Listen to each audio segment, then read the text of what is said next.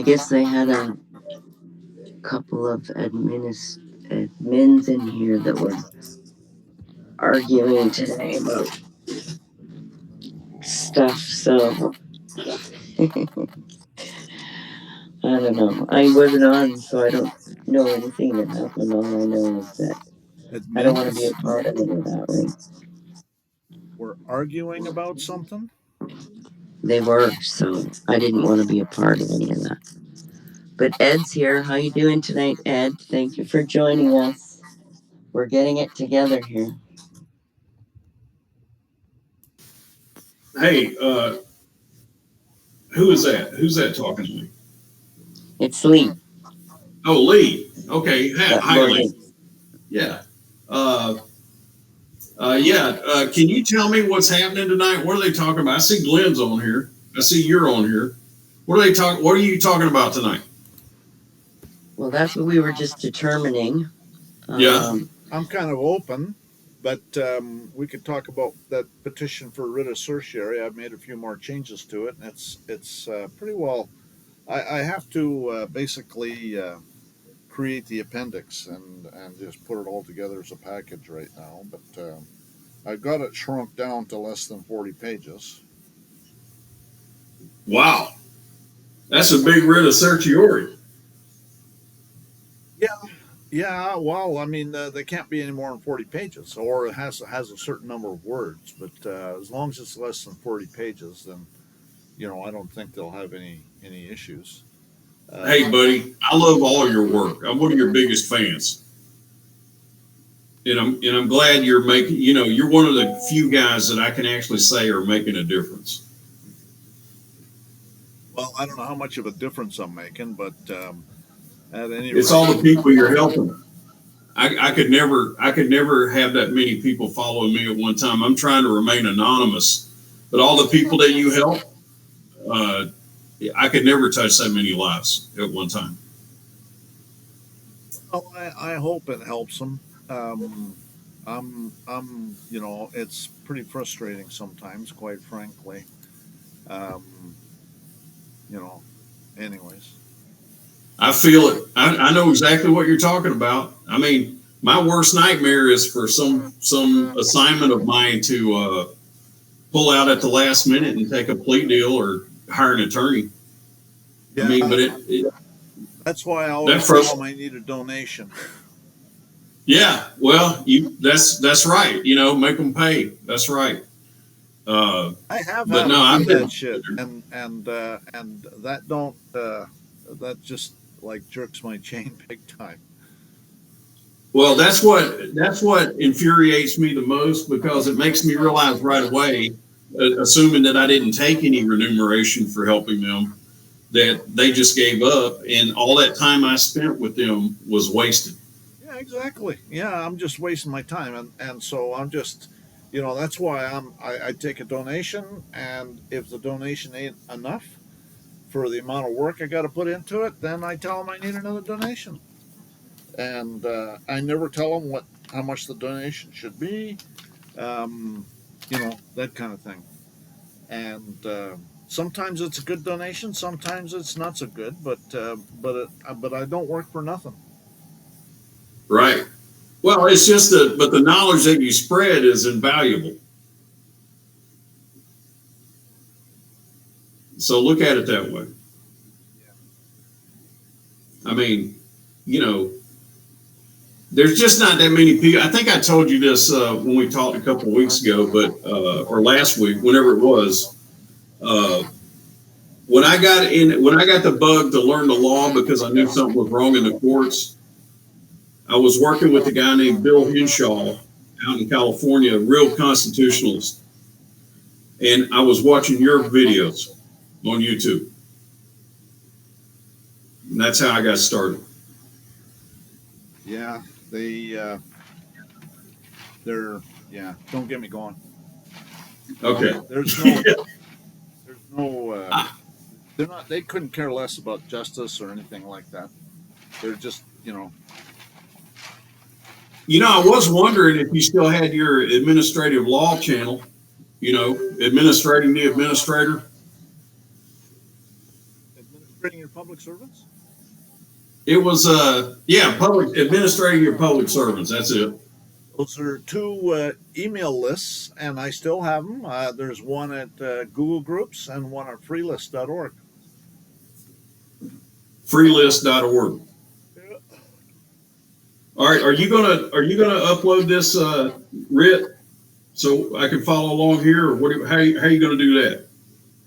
Well, I was gonna show it on the screen while we're talking about it. And then make a link to it, maybe somewhere down the line. Yeah, I could upload it. Okay, great. Yeah, Glenn has a room in here, just like all like the general chat, and he usually uploads everything to his room. So I make sure I get him to do that. Gotcha. Mm-hmm. All right. Well, I look forward to listening to you, Glenn. It's good talking to you again. All right. I got the Bevins up if you want me to do that now. Yeah, why don't you go ahead? Okay, here we go. 3 times.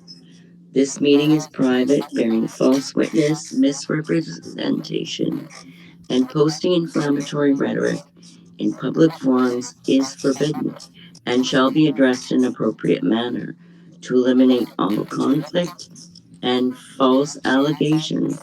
Is there anyone in attendance at tonight's meeting that is a member or agent of any law enforcement agency of a federal, state, county, city, township, agency present? This is also for notary, poll workers, school board members, anyone who has signed an oath to the de facto government. Please raise your hand, say your name, and state your position. Okay, great. Number 2, maybe Glenn, if you could mute so there's not a backseat. I don't know if anybody else is getting it.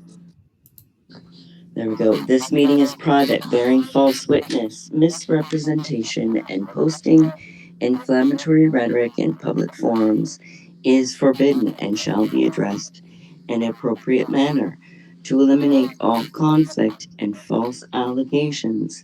Is there anyone in attendance at tonight's meeting that is a member or agent of any law enforcement agency of a federal, state, county, city, or township agency present? This is also for notary, poll workers, school board members, anyone who has signed an oath to the de facto government. Please raise your hand, say your name, and state your position. One last time. This meeting is private, bearing false witness, misrepresentation, and posting inflammatory rhetoric in public forums is forbidden and shall be addressed in an appropriate manner to eliminate all conflict and false allegations. Is there anyone in attendance at tonight's meeting that is a member or agent of any law enforcement agency of a federal, state, county, city, township agency present? This is also for notary, poll workers, school board members, anyone who has signed an oath to the de facto government. Please raise your hand, say your name, and state your position. Awesome, it looks like we're all clear. And I'll open this up with a small prayer. Holy Father, please bless our meeting with eyes to see and ears to hear the messages and info being presented, with an open and caring and compassionate heart for all of our fellow brothers and sisters, as it may be done. Take it away, Glenn. Okay, there's some people talking about sound on YouTube. How's the sound now? Is it any better? It sounds perfectly clear. Perfectly clear. Okay. All right, good. Okay. Well, this is my petition for writ of certiorari. This is an emergency petition. I made it big so you can see it. So you can read the text on YouTube. Okay, they're saying that my sound is better, so good. And so I'm going to just go through it. It's 39 pages, but that's including the table of contents, and technically the table of contents isn't included in the page count, so it's actually probably 37. So it's got to be under 40 pages. I had to mess with it to get it less than 40 pages. It has to appear to be double spaced, so technically it's 1.5 spaced. And then they also recommend the font, and so I'm using the font that they want. I mean, it's under their rules. And so usually what will happen is I'll send this to the clerk, and then they'll probably send it back and tell me what I need to fix. But they're usually pretty helpful. Anyways, so this is I'm going to do this as an emergency petition. So I'll just read the thing, and you'll see what I'm doing and what I did as far as everything up to now. So the petitioner converted silver to land on the land of Texas in 2021, stated on the face of the deed that the petitioner failed to be a U.S. citizen or Cestacate Trust, true copy of which is attached here too in the appendix, all of which is incorporated herein by reference in its entirety. So the deed is going to be in the appendix. So there's going to be an appendix. I have to make a table of contents. I actually do have a table of contents. There'll be an appendix, and it says in the rules that it's supposed to be printed on both sides of the page, so that means less paper. So that's good. The County of Montague Municipal Corporation, in the direction of the Texas Controller and in conspiracy with the Pope's private bar guild, rendered by force the petitioner's land, thereby converting the petitioner's land from the land of Texas to the Pope's owned and operated foreign district of Columbia under the Commerce Clause. The County of Montague Municipal Corporation proceeded to enslave the petitioner with their minor estate, 31 CFR 363.6, with their tax notices, tax liens, and threat letters. The petitioner served by registered mail a Catherine Phillips notice and demand to the leaders of the Pope's Municipal Corporation, explaining that they were engaged in multiple felonies and that the petitioner failed to be a U.S. citizen or Cestacate Trust, demanding that they produce a bona fide contract, a true copy of which is attached here to in the appendix, all of which is incorporated herein by reference in its entirety. The County of Montague Municipal Corporation got the Pope's private bar guild members to file a tax suit in the 97th District Court before the Pope's bought and paid clergy, Patricia Coleman Byers. The petitioner filed 78 criminal complaints into the case and sent them to the Federal Bureau of Investigation, and the United States Attorney and the Weaponized Department of Justice ignored them, as well as Byers. The Pope's bought and paid for clerks masquerading as judges, clergy in the 97th District Court issued a bill of pains and penalties similar to a bill of attainder with their legislative act against the petitioner, the named individual, and assaulted the petitioner with the Pope's minor estate to justify the theft of the petitioner's land by the County of Montague and their private bar guild handlers, and enslaved the petitioner for their Vatican handlers. And they're in process of selling the petitioner's land when, on the day of the sale, the petitioners set off their extortion with their Federal Reserve note commercial paper fake money that are only for use in the Pope's foreign-owned and operated District of Columbia. And this is Gold Reserve Act of 1934. As used in this act, the term United States means government of the United States. The current currency of the United States means currency which is legal tender in the United States and includes United States notes and Federal Reserve notes.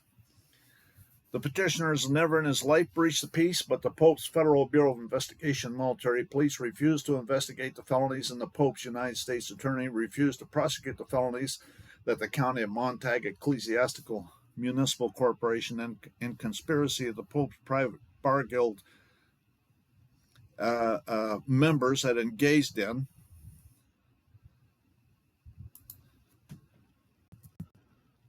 And I ought to change that to support their weaponized Department of Justice and their communist handlers.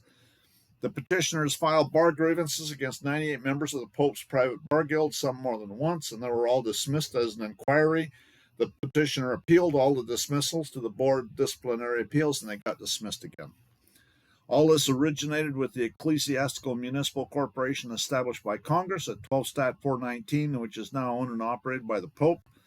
The petitioner filed a lawsuit in the Fort Worth Federal Court, and they issued the findings, conclusions, and recommendations of the United States Magistrate Judge, which fails to be a required findings of facts and conclusions of law, which means it has nothing to do with facts or law, which means they're legislating from the bench, and it's a bill of pains and penalties, similar to a bill of attainder and unconstitutional under Article 1, Section 9, Clause 3, and Article 1, Section 10, Clause 1, true copy of which is attached hereto in the appendix.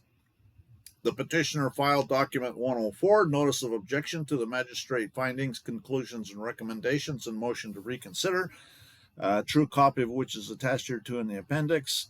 The court filed an order accepting findings, conclusions, recommendations of the United States Magistrate Judge, filed 21st of February 2025, true copy of which is attached hereto in the appendix. The court filed a final judgment, filed 21 February 2025, a true copy of which is attached hereto in the appendix. The petitioner filed a notice of appeal on 3 March 2025, and it's in the U.S. Court of Appeals for the Fifth Circuit, case 25-10360, true copy of which is attached hereto in the appendix. Petitioner filed document 108, notice of constitutional challenge, on 10th of March, a true copy of which is attached hereto in the appendix. The petitioner filed document 112, mandatory judicial notice of 12 presumptions, certified copy, filed 30th of May 2025, a true copy of which is attached hereto in the appendix. That was me emailing or texting you. You're not screen sharing. You got a point there. Okay, I'll let you have that one. I'm glad you're reminding me. Here we go. How's that? Now it's good. Yeah, perfect. Now let me just make sure what's coming through on YouTube. It's actually, I have the Word file that's showing up on YouTube. Okay, thank you very much for letting me know. Okay. So the petitioner filed document 113, affidavit of life, certified copy, filed May 25th, 2025, a true copy which is attached hereto in the appendix. The petitioner filed document 114, notice of void judgment, 30th of May, 2025, a true copy of which is attached hereto in the appendix. So all of that stuff is going to be in the appendix. Statement of jurisdiction. So these are these major categories right here, statement of jurisdiction, and let's go up to the top here. So summary of the case, statement of jurisdiction, constitutional and statutory issues involved, statement of the case, and then the conclusion. Those are all categories that are in the rules. So they want to see all that stuff in the rules. It's all called out in the rules. So anyways, Article 1, Section 1 of this Constitution for the United States of America says all legislative powers herein granted shall be vested in a Congress of the United States, which shall consist of a Senate and House of Representatives. And Article 1, Section 8, Clause 9 says to constitute tribunals inferior to the Supreme Court. And since this court was created by the Judiciary Act at 1 Stat 77, the one Supreme Court talked about in Article 1, Section 8, Clause 9, and Article 3 can only be talking about a common law court that existed prior to the Constitution, because this court is a legislative inferior court created by under Article 1, Section 8, Clause 9. This petition for writ of certiorari was brought pursuant to Article 3 of the Constitution for the United States of America that provides the judicial power of the United States shall be vested in one Supreme Court and in such inferior courts as Congress may from time to time ordain and establish.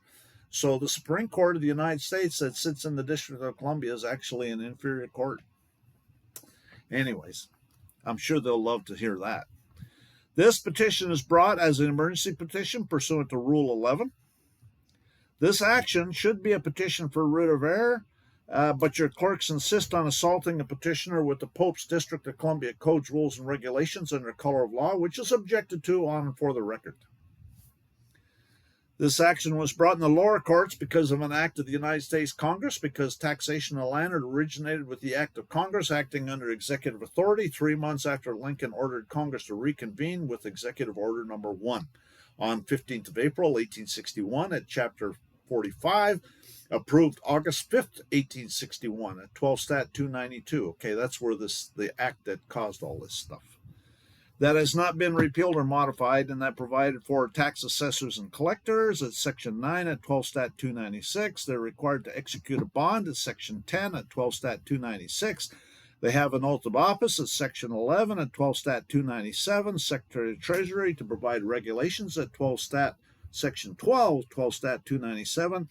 A direct tax on lands and lots of ground, Section 13 at 12 Stat 297. A Board of Assessors at Section 25 at 12 Stat 300. Tax liens at Section 33 at 12 Stat 303. And every collector shall it be exercised or be guilty of any extortion or oppression under color of this act shall be liable at Section 43 at 12 Stat 307. And the penalty for taking a false oath, perjury of oath, at Section 47 at 12 Stat 308. And there shall be allowed in full compensation of their services a commission. Okay, so they want to go and extort as much money as possible because that's how they make their money. Section 48, 12 Stat 308.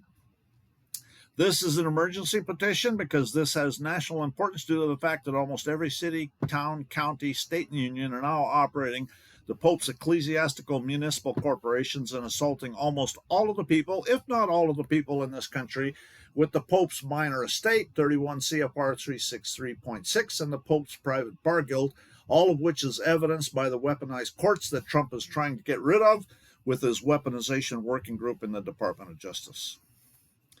Constitutional and statutory issues involved. The 1871 municipal corporation created by Congress at 16 Stat 419 is an unconstitutional violation of Article 1 and Amendment. And notice I call it Article 1 and Amendment because that's how it's called. Okay, it's not the First Amendment. Okay, if you call it the First Amendment, then that's not really what it is. Anyways, Congress shall make no law respecting an establishment of religion or prohibiting the free exercise thereof, because it is a law respecting the Pope and the Vatican and the Holy See, and also because they're busy subjecting the petitioner to their satanic religious ceremony with their fraud, deception, lies, idolatry, and necromancy in violation of the petitioner's sincerely held Christian religious beliefs. The minor estate at 31 CFR 363.6 is unconstitutional because it was created by the Pope and in violation of Article 1 and Amendment. The National Bar Foundation with all of their subsidiaries are all unconstitutional violations of Article 1 Amendment because their head office is located in the Pope's owned and operated ecclesiastical city-state called the City of London, which means it's owned and operated by the Pope. The judgment of the 97th District Court, as well as the judgment of the Northern District of Texas, are each a bill of pains and penalties, which are prohibited under U.S. Constitution, Article 1, Section 9, Clause 3, and Article 1, Section 10, Clause 1. They're bringing the District of Columbia outside a maximum of 10 miles square in violation of Article 1, Section 8, Clause 17, and they're giving aid and comfort to the enemy in a time of war in violation of Article 3, Section 3, Clause 1. Statement of the case. The petitioner's mother and father were joined in the state of holy matrimony at the time the petitioner was born of him, and all of his ancestors were joined in the state of holy matrimony as evidenced by the statement of original status in the affidavit of corporate denial. It was recorded with the Pinal County Recorder at fee number 2013-032373, and the pedigree charts that are attached thereto. That is now the unrebutted truth and public policy, which may be viewed at their website. And Will Livingston ratified this Constitution for the United States of America on behalf of New Jersey. 1787 is the petitioner's fourth great uncle, which means the petitioner's posterity is found in the preamble, we the people of the United States, in order to form a more perfect union, establish justice, ensure domestic tranquility, provide for the common defense, promote the general welfare, secure the blessings of liberty to ourselves and our posterity, do ordain and establish this Constitution for the United States of America. Secure the blessings of liberty to ourselves and our posterity. And the petitioner is entitled to right of blood. And right of blood cannot be destroyed by any civil law because all the laws of Congress after 1871 and all the laws of Texas after the Civil War are civil laws. And this is a maxim of law, Bouvier's Law Dictionary, 1856 edition, page 768. The right of blood and kindred cannot be destroyed by any civil law.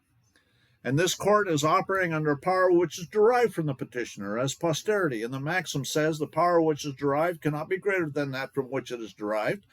That's Bouvier's Law Dictionary, 1856 edition. Therefore, it's impossible for the petitioner to give the Pope's County Montag or their private bar guild handlers or this court any authority over the petitioner, and the legislative inferior Supreme Court of the United States agreed and said it's impossible to confer a sovereignty which will extend over the petitioner.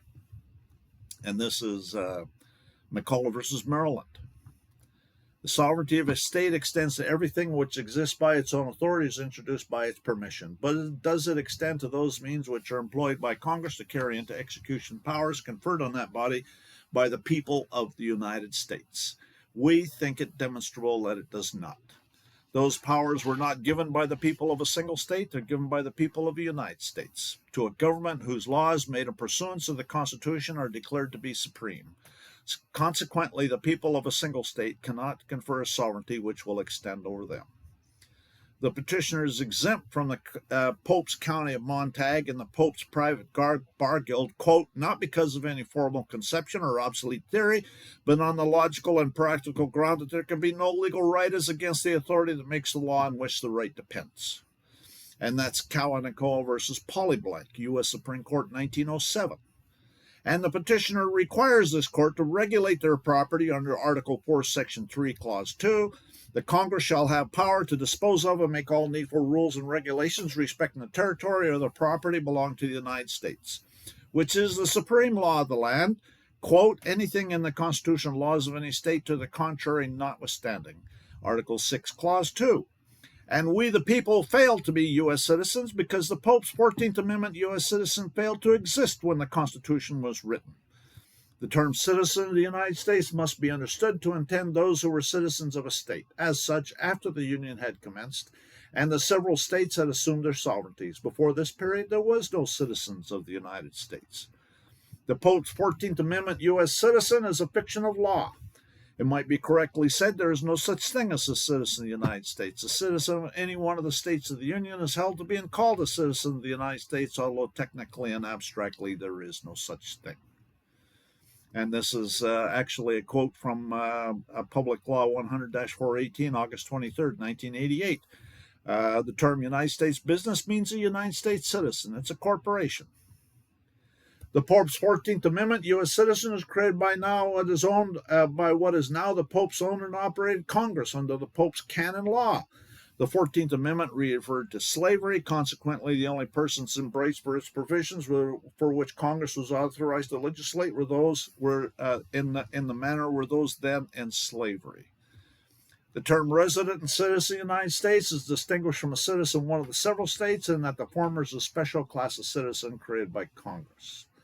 All citizens of the United States shall have the same right in every state and territory as is enjoyed by white citizens thereof to inherit, purchase, lease, sell, hold, convey real and personal property. That's currently the current 42 U.S.C. 1982. Fictions of law. Fictions of law were invented by the Roman praetors under ecclesiastical canon law for the Pope's ecclesiastical city-states, which is now the Vatican, under the pretense of doing equity. And this is Bouvier's Law Dictionary, 1856 edition, page 520. Fictions of law were invented by the Roman praetors who, not possessing the power to abrogate the law, were nevertheless willing to derogate from it under the pretense of doing equity. Fiction is the source of weakness, which, in order to obtain its object, assumes as a fact that which is known contrary to truth. When the legislator desires to accomplish his object, he need not feign, he commands. So they're legislative. Fictions of law owe their origins to the legislative usurpations of the bench. And so it's a legislative usurpation of the bench. The fake judge is a legislator when dealing with fictions of law, which means the fake judge's legislative act is a bill of attainder, because a bill of attainder is a legislative act that applied to named individuals to inflict punishment without a judicial trial. And that's U.S. versus Lovett. Bill of attainder, legislative act, no matter what their form, that apply to either named individuals or easily ascertainable members of a group in such a way as to inflict punishment on them without a judicial trial. Bill of attainder talks about, there's a couple other sites here. A legislative act that, though similar to a bill of pains and penalties, is a legislative act, though similar to a bill of attainder, prescribes punishment less severe than capital punishment. So a bill of attainder is capital punishment. Bill of pains and penalties is anything less than capital punishment. Because judges only hold office during good behavior, the judges both of the Supreme and Inferior Court shall hold their offices during good behavior. Article 3, Section 1. And judges in bad behavior, which is fake judges, are engaged in fraud upon the court. Fraud upon the court is fraud which is directed to the judicial machinery itself, and is not fraud between the parties or fraudulent documents, false statements, or perjury. It's where the court or a member is corrupted or influence is attempted, or where the judge has not performed his judicial function. In other words, where the impartial functions of the court have been directly corrupted. Derogating common law. When a superior court of general jurisdiction undertakes anything in derogation of common law, it becomes an inferior court of limited jurisdiction. It is familiar law when special statutory authority in derogation of common law is conferred on courts of general jurisdiction. Such a court of general jurisdiction becomes quad hoc, and quad hoc is Latin for the purpose of this proceeding only, a court of inferior or limited jurisdiction. A court can be a court of general jurisdiction for some purposes and a court of limited jurisdiction for other purposes. When, therefore, a court of general jurisdiction proceeds under a special statute, it becomes a court of limited jurisdiction for the purpose of such proceeding. And that's Book 21, Corpus Juris Secundum, Courts, Section 2. Accordingly, where a court of general jurisdiction undertakes to carry out a special power, a decision made in the exercise of such power is treated as a ruling of a court of limited jurisdiction, and the presumption applicable to a court of general jurisdiction that it acted within the scope of its jurisdiction does not apply.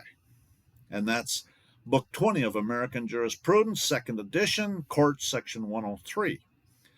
The judges dealing with the Pope's minor estate are the Pope's clergy.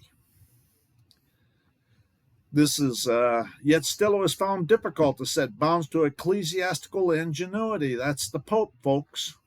For when they were driven out of all their former holes, they devised a new method of conveyance by which the lands were granted not to themselves directly, but to nominal fiefs, to the use of the religious houses, the Vatican, thus distinguishing between the possession and the use, and receiving the actual profits while the season of the land remained in the nominal fief, who was held by the courts of equity, then under the direction of the clergy, the Pope, to be bound in conscience to account to assist to use for the rents and emoluments of the estate. That's called taxes, folks.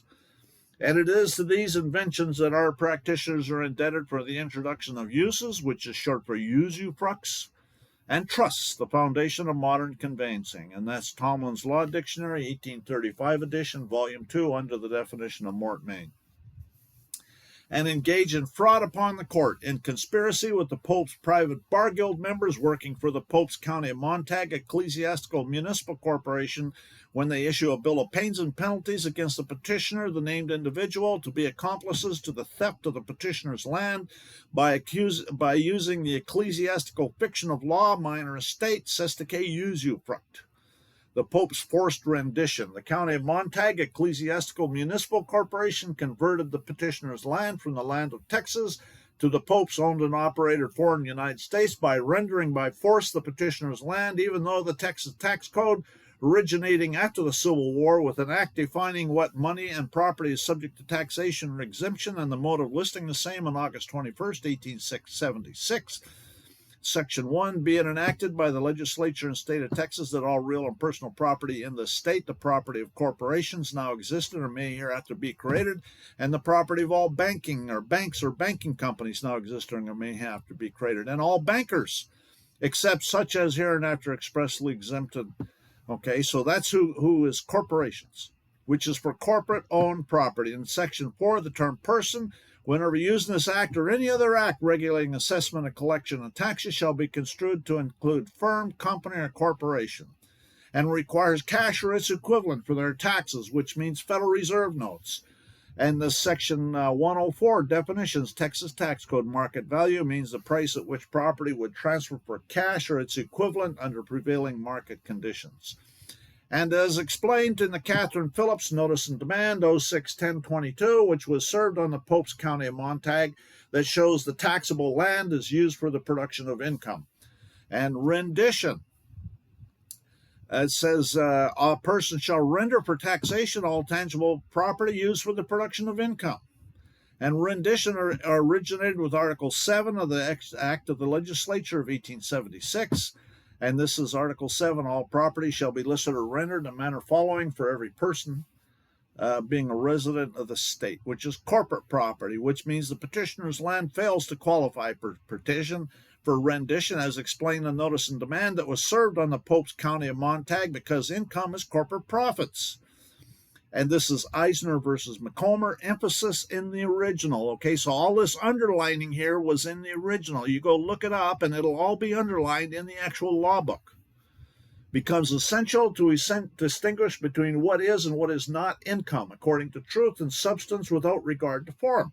Congress cannot, by any definition it may adopt, conclude the matter, since it cannot, by legislation, alter the Constitution from which it derives its power to legislate, and which within those limitations alone that power can be lawfully exercised. Income is derived from capital, the gain derived from capital. Here we have the essential matter. Not a gain accruing to capital, not a growth or increment of value in the investment, but a gain, a profit, something of exchangeable value severed from the capital, however invested and employed, and coming in and being derived, which is derived and drawn by the recipient for his separate use and benefit and disposal. That is income derived from property. Nothing else answers the description. The Pope's ecclesiastical city-states in Italy. After the collapse of the Roman Empire, the Pope was absolute monarch of a group of ecclesiastical city-states on the Italian peninsula. And this is taken from Waterston Encyclopedia of Commerce and Mercantile Law, 1863, page 582. Roman or papal states stretch across the central part of the Italian peninsula in an oblique direction from the Adriatic to the Mediterranean, between Tuscany, Modena, and Lombardy in the northwest, and Naples in the southeast. Area 17,822 square miles. Population in 1833, 2,742,000. Capital Rome. Population 153,000. Government and elective monarchy. The Pope, for the time being, the absolute sovereign, with a consulting assembly of cardinals. Rome, the capital of the Pope's territories of Italy, anciently the Milrus of the Roman Empire. And that's Encyclopedia Britannica, 1773, volume 3, page 632. With the law being Roman law is also called canon law, and ecclesiastical and municipal law and civil law, the laws of the municipia or dependent states. And this is Encyclopedia Britannica, or New Dictionary of Arts and Sciences, 1771, volume 2, page 883. Civil or municipal law is that which every sovereign kingdom or state has appropriated to itself. The appellation of municipal was originally confined to the laws of the municipia, or dependent states, but it became by degrees to signify all civil laws without distinction. No sovereign state can subsist without a supreme power or a right of commanding in the last resort. The supreme power of one age cannot therefore be fettered by any enactment of a former age. Canon law, or body of canon law, collection of ecclesiastical rules, definitions, and constitutions taken from the ancient councils, writings of the fathers of the church, and the ordinances of the popes. This law is modeled according to the form of the Sibyl, and contained 3 particular volumes: the decrees of Gratian, the Decretals, and the Sextum, which see, and that's 1720 Phillips, The New World of Words. Civil law, Roman civil law are convertible phrases, being the same system of jurisprudence, that rule of action which every particular nation, commonwealth, or city has established peculiarly for itself, more properly called municipal law. Distinguish it from the law of nature and from international law. The civil or Roman law is also called canon law. The civil or Roman and canon law. So there's the Encyclopedia Britannica, volume 2. They're calling it civil or canon laws. Okay, so civil and canon are interchangeable. And the Pope's ecclesiastical city-states were annexed to the Kingdom of Italy in 1870, a year before the Pope's 1871 municipal corporation was enacted by Congress. In the year 1198, Cardinal Locharius was chosen Pope and took the name of Innocent III. And this is modern part of an universal history, the earliest account of time compiled by the original writers, page 430, 1761. The history of Italy, A.D. 1198, Cardinal Lucarius is chosen pope and takes the name of Innocent III. He receives allegiance from the prefect of Rome and requires homage from all in the ecclesiastical state. And in the year 1213, King John gave the kingdoms of England and Ireland to the Pope Innocent III and agreed to rent them back for 1,000 marks sterling per year. And this is, and not long after this, by general excommunication of the king and people for several years, because they would not suffer an archbishop to be imposed upon them, King John was reduced to such straits that he surrendered his kingdoms to Pope Innocent III to receive them again and hold them of him under the rent of 1,000 marks. So the Vatican owns the kingdom, owns England. With the concessions of England to the Pope in 1213, we will and establish perpetual obligation and concession. We will establish that from the proper and special revenues of our aforesaid kingdoms, from all the service and customs which we ought to render for them, saving in all things the penny of St. Peter, the Roman Church shall receive yearly 1,000 marks sterling, namely at the feast of St. Michael, 500 marks, and at Easter, 500 marks. 700, namely for the Kingdom of England, 300 for the Kingdom of Ireland. And that's concessions of England to the Pope, 1213, which means the Pope owns the Kingdom of England and Ireland, now known as the United Kingdom, the Crown, and the City of London. The Pope's Sestique V Act of 1666 caused the War of Independence. The Pope's dependent city-state in the City of London, called the Crown, created the Sestique V Act of 1666. Yet still it was found difficult to set bounds to ecclesiastical ingenuity. That's the Pope, folks. That's that previous site that I read from Tomlin's Law Dictionary. Who was held by the courts of equity, then under the direction of the clergy, the Pope, to be bound in conscience to account to Sestique use for the rents and emoluments of the estate, which means the Pope's clergy were the judges in the ecclesiastical and municipal law courts, which is what precipitated the War of Independence, as evidenced by the cause of necessities for taking up arms issued by the Continental Congress in 1775. Statutes have been passed extending the courts of admiralty and vice-admiralty far beyond their ancient limits for depriving us of the accustomed and estimable privilege of trial by jury in cases affecting both life and property, to supersede the course of common law, and instead thereof to publish and order the use and exercise of the law martial. And for altering fundamentally the form of government established by charter, we saw the misery to which such despotism would reduce us. And the organic law, the Declaration of Independence, shows it was listed as reason for Declaration of Independence from the Pope's tyrant, the Crown of England. He's combined with others, that's the Pope, to subject us to a jurisdiction foreign to our Constitution, that's Roman law, and unacknowledged by our laws, Roman canon law, giving his assent to their acts of pretended legislation, for transporting us beyond seas to be tried for pretended offenses, for imposing taxes on us without our consent, for depriving us in many cases of the benefits of trial by jury, for taking away our charters, abolishing our most valuable laws, altering fundamentally the forms of our governments. He's abdicated government here by declaring us out of his protection and waging war against us. Gee, that sounds like what's going on today.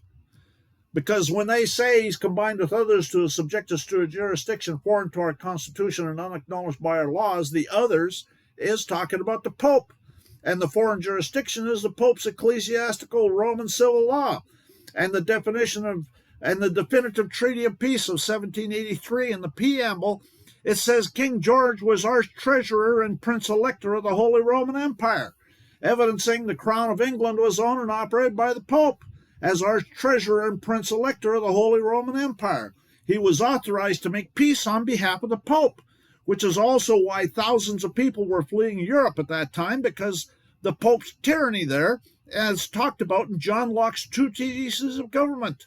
The Pope's tyranny is the exercise of power beyond right, which nobody can have a right to, and is making use of power anyone has in his hands, not for the good of those who are under it, but for his own private separate advantage.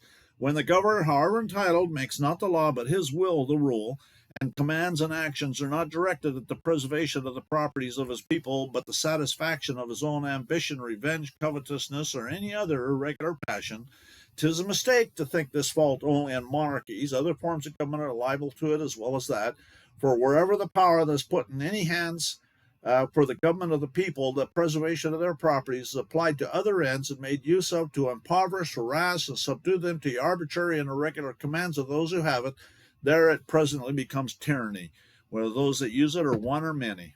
And that's John Locke, Two Treatises of Government, Book 2, Chapter 18, Sections 199 and 201. With the Spanish Inquisition, Inquisition is one way of proceeding with ecclesiastical courts and other inquisitions and oppressions they routinely engaged into. The use of information has a long history. For example, in the reign of Henry VII, a very oppressive use was made of them for something more than a century, as to continually harass and shamefully enrich the Pope's crown. That's Book 4 of Blackstone's Commentaries. Courts ecclesiastical, spiritual courts, are those courts which are held by the king's authority as the supreme governor of the church for matters which chiefly concern religion, and the laws and constitutions whereby the Church of England are governed, diverse immemorial customs in our provincial constitutions, and the canons made and convocations, especially those in the year 1603. Much oppression having been exercised through the channel of these courts on persons charged with trifling offenses within their spiritual jurisdiction. That sounds like stuff that went on with Trump recently.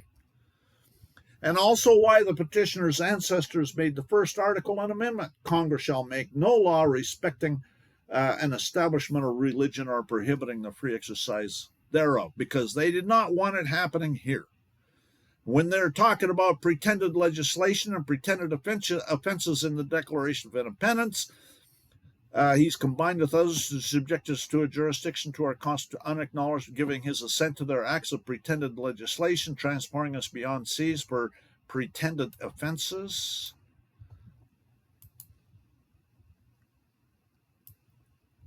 Yeah, let's underline that.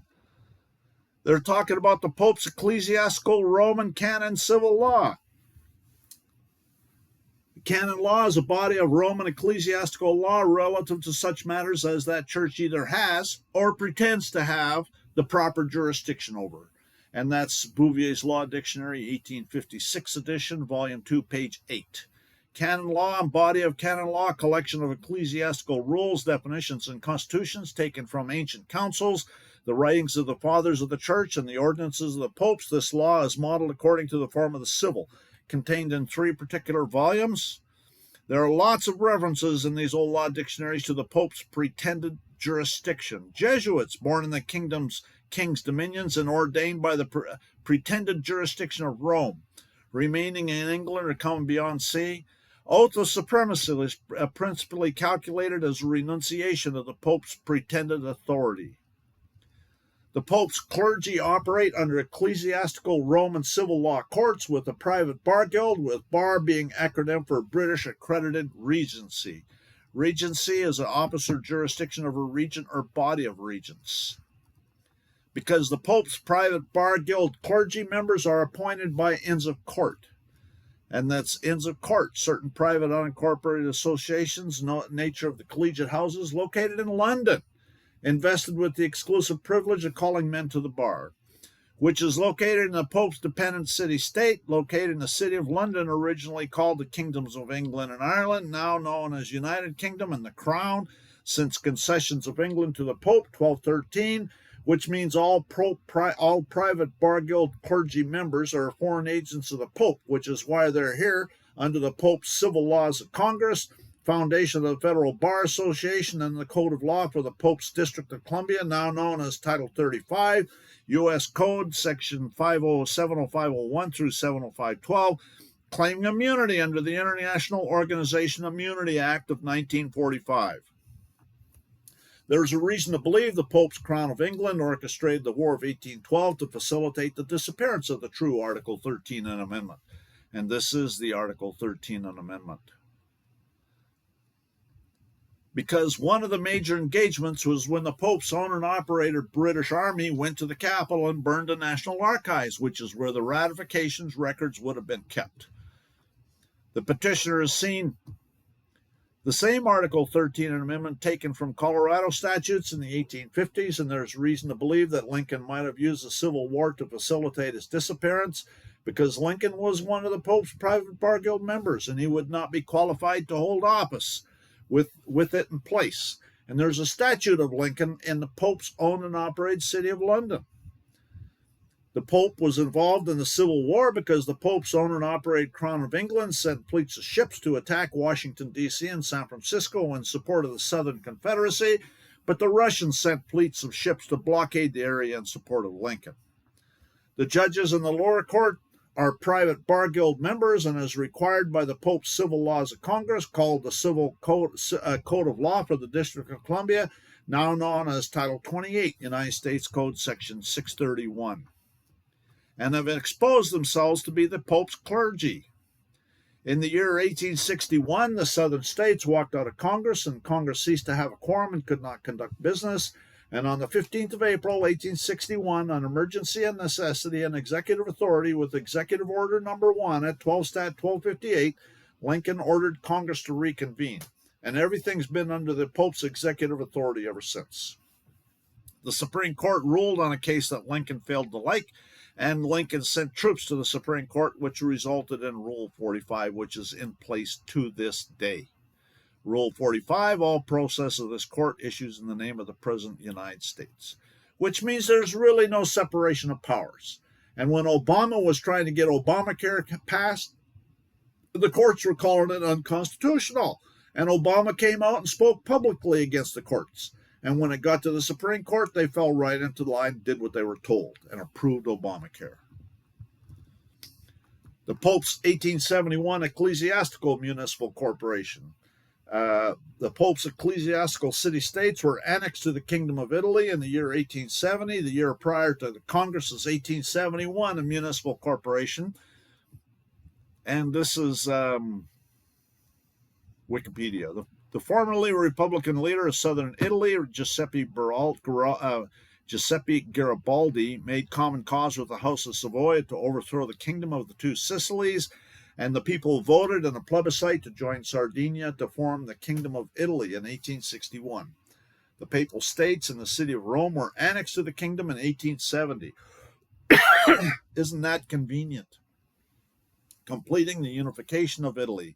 This kingdom lasted until the aftermath of World War II, when the 1946 Italian institutional referendum ended the monarchy, and are now called Vatican City and the Holy See, and it continues to this day. And this is the Lateran Pact of Article 4, 1929. The sovereignty and exclusive jurisdiction over Vatican City, which Italy recognizes as appertaining to the Holy See, forbid any intervention therein on the part of the Italian government, or that any authority other than that of the Holy See shall be there acknowledged. The Pope's ecclesiastical Roman canon law, Sestike Ius, was brought into the United States first with the Pope's 1871 Ecclesiastical Municipal Corporation at 16 Stat 419, because civil law, Roman law, and municipal law are convertible phrases, and because municipal law was the laws of the municipia, or dependent papal ecclesiastical city-states. And that's this here, Encyclopedia Britannica, 1771. Pope's Sestike V Act of 1666 was brought into the United States with the Code of Law for the District of Columbia in 1901. Chapter 854, an act to establish a Code of Law for the District of Columbia and the legal estate to be the Sestike Ius. The Pope's minor estate, Sestike Usufruct, now codified at 31 CFR 363.6, are unconstitutional because Article 1 in amendment requires Congress shall make no law respecting an establishment of religion or prohibiting the free exercise thereof. And the Pope's necromancy, Sestike Ius, which is a usufruct, which is now called the minor estate, is an entity because an entity includes the estate of a living person, such as an incompetent or a minor. And this is 31 CFR 363.6. And a minor can be anyone over the age of 18 who has failed to take control of the securities in their Treasury direct account. The Pope's Sestike Ius, minor estate, 31 CFR 363.6, is a fiction of law which was invented by the Roman praetors under the pretense of doing equity, and no other origin to the legislative usurpations of the bench. And the Pope's fictions of law are necromancy, and they're satanic. There shall not be found any among you that maketh his son or his daughter to pass through the fire, that useth divination, or observer of times, or an enchanter, or a witch, or a charmer, or a consultant with familiar spirits, or a wizard, or a necromancer. For all these things are an abomination unto the Lord. Because of these abominations, the Lord thy God doth drive them out before thee. And that's Deuteronomy 18:10-12, King James Version. And put you under the Commerce Clause, Article 1, Section 8, Clause 3, violating Article 1, Section 8, Clause 17, to exercise exclusive jurisdiction whatsoever over such district, not exceeding 10 miles square, as may by session of particular states and acceptance of Congress become the seat of government. There's two national governments, one under the Constitution with all its restrictions, the other to be maintained by Congress outside and independently of that instrument. And that's dissenting opinion, Downs versus Bidwell. The Pope's quasi-contracts, they use fraud and deception to assault people with a quasi-contract, a fake contract, with a subset. Both in Roman and English law, there's certain obligations which were not in truth contractual, but which the law treats as if they were. They're contractual in law, but not in fact, being the subject matter of this fictitious expansion of the sphere of contract to cover obligations which do not in reality fall within it, which requires the Pope's fiction of law, minor estate. Constructive quasi-contracts are based solely upon the legal fiction or fiction of law, because under the Commerce Clause, the boundaries of the Pope's District of Columbia and through their plenary power nationally covers those citizens, even one of the several states, although the district expands for the purpose of regulating its citizens wherever they go throughout the states of the Union. And that's National Mutual Insurance Company of the District of Columbia versus Tidewater Transfer Company, 1948, which is why in the Kavanaugh hearings, when he was being interviewed for the Supreme Court appointment, they asked him, can we go after a U.S. citizen in Afghanistan? And Kavanaugh said, yes, you can. And because plenary power is a dictatorship under the Pope's Roman civil law, plenary as the courts of admiralty and English ecclesiastical courts, plenary is a complete and absolute power to take action in a particular issue with no limitations. Plenary power, and this is Legal Information Institute, complete power over a particular area with no limitations. This term is often used to describe the commerce power of Congress. Under the Commerce Clause, Article 1, Section 8, Clause 3, Congress is granted full power over interstate commerce. The court has found that states are not able to pass laws affecting interstate commerce without the permission of Congress. The judges in the lower courts are tyrants operating as bought and paid for administrative legislative clerks, masquerading as judges. The Pope's clergy under the Pope's canon law of trusts and bad behavior and fraud upon the court, which are non-judicial proceedings, because whenever a statute is involved, the Pope's fake judge is actually a clerk, masquerading as a judge as the Pope's clergy. When acting to enforce a statute and the subsequent amendments of the present date, the judge of municipal court is acting as an administrative officer, not in a judicial capacity. Courts administrating or enforcing statutes do not act judicially, but merely ministerially, but merely act as an extension, as an agent for the involved agency, but only in a ministerial and not a discretionary capacity. It's the accepted rule, not only in state courts, but of the federal courts as well, that when a judge is enforcing administrative law, they're described as mere extensions of the administrative agency for superior reviewing purposes. As a ministerial clerk for an agency, judges have become involved in enforcement of mere statutes, civil or criminal in nature, and otherwise act as mere clerks of the involved agency, which means they're legislators engaging in legislative acts against the petitioner, the named individual, by using the minor estate, which is a fiction of law, which is invented by the Roman praetors under the pretense of doing equity and owe their origin to legislative usurpations of the bench, which means that Patricia Coleman Byers, fake judge of the Pope's 97th District Court, and Hal R. Ray, in conspiracy with Reed O'Connor, the fake judges in the Pope's United States District Court for the Northern District of Texas, acted as legislators, issuing a bill of pains and penalties against the petitioner, which are prohibited under Article 1, Section 9, Clause 3, and Article 1, Section 10, Clause 1, and also Article 1, an amendment which says Congress shall make no law respecting an establishment of religion, because it is from the Pope's Roman law, also known as canon law and ecclesiastical law, and they're also bringing the District of Columbia outside a maximum of 10 miles square in violation of Article 1, Section 8, Clause 17. Like colonial days, they've imposed the Pope's martial law, which is why we took up arms in 1775. Like with Roosevelt's New Deal and a bankruptcy emergency, it's established fact the United States federal government's been dissolved by the Emergency Banking Act, March 9, 1933, 48 Stat 1, and that's U.S. Congressional Record. And this is U.S. Senate Report number 93-549. Since March 9th, 1933, same date, notice the date, March 9th, 1933. The United States has been in a state of declared national emergency. Under the powers delegated by these statutes, the President may seize property, organize and control the means of production, seize commodities, assign military forces abroad, institute martial law, seize and control all transportation and communication, regulate the operation of private enterprise, restrict travel and a plethora of particular ways, control the lives of all American citizens. A majority of the people of the United States have lived all their lives under emergency rule. For 40 years, freedoms and governmental procedures guaranteed by the Constitution have in varying degrees been abridged by laws brought into force by states of national emergency. Martial law rule is a law of emergency and necessity. There's three kinds of martial law. Full martial law, when actually invaded by a foreign enemy or insurrection, troops put on the straight. Martial law proper is law of the armed forces. When a sergeant tells a private what to do, it's enforced by court-martials. And martial law rule, the law of emergency and necessity. It's used during peace times, can go on indefinitely. And that's taken from Ex parte Milligan and also Diet versus Turner, and it's found in the non-ratification of the 14th Amendment by Judge A.H. Ellard of the Utah Supreme Court. The private bar guild is here to enforce the martial law rule for the Pope, and the Pope's bar guild clergy members on the bench tell you I can do anything I want in this court. And this is another cite from Diet versus by non-ratification of the 14th Amendment. This is a war over the intrusion of the civil law upon the common law, and the court in Diamond v. Harris calls the civil law superior equity. And here's the Diamond v. Harris cite. It's difficult to see how courts of the state are to ignore the common law as rule of decision when it's made so by statute and adopt the civil law even though it have the merit of superior equity.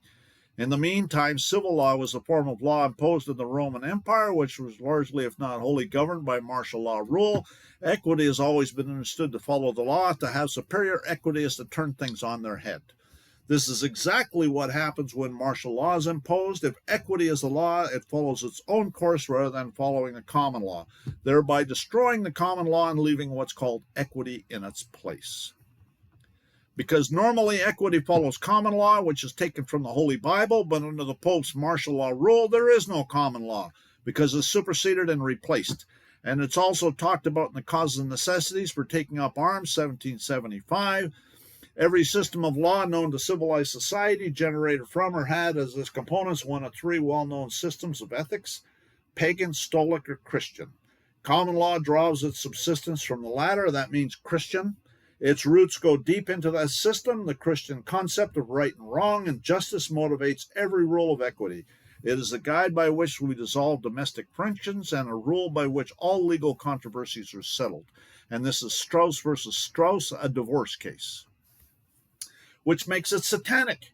And the Pope's private bar guild clergy Satanists are using the Pope's ecclesiastical canon Roman civil law of capitis diminutio maxima, loss of status, the use of capitalization, the highest and most comprehensive loss of status. This occurred when a man's condition was changed from one of freedom to one of bondage when he became a slave, swept away all the rights of citizenship and all family rights.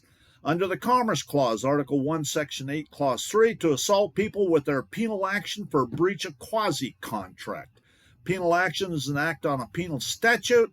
An action for recovery of penalty by statute, where an action is founded entirely upon a statute. The only object of it is to recover a penalty or forfeiture. Such action is a penal action. The words penalty, penal, and penalty in their strict primary sense denote a punishment, whether corporal or pecuniary, imposed by the state for a crime or offense against its laws.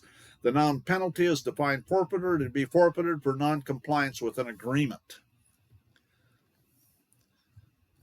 which is pecuniary punishment for non-compliance with an agreement. Okay, see here, corporal or pecuniary for non-compliance with an agreement, all tied to the Pope's ecclesiastical Roman civil law and the Pope's quasi-contract ecclesiastical pecuniary cause. A pecuniary cause such as arise either from withholding ecclesiastical dues or the doing or neglecting of some act relating to the church whereby some damage accrues to the plaintiff. Towards obtaining satisfaction forthwith, he is permitted to institute a suit in the spiritual court. Such, for instance, are the subtracting and withholding of tithes from the parson or vicar, the non-payment of ecclesiastical dues to the clergy. There's all these Baal priests with these black robe uniforms in the so-called courts or clergy, as pensions, mortuaries, compositions, and the like. And that's Book 3, Blackstone's Commentaries. And that's also taken from Holthouse, A New Law Dictionary. To populate the Pope's prisons by selling people into slavery. He, the prison, has as a consequence of his crime not only forfeited his liberty, but all his personal rights except those which the law and its humanity affords him. He is for the time being a slave of the state. The Pope's clergy are priests of Baal, and the lower so-called courts are subjecting the petitioner to the satanic religious ceremony for their fraud, lies, deception, necromancy, and idolatry.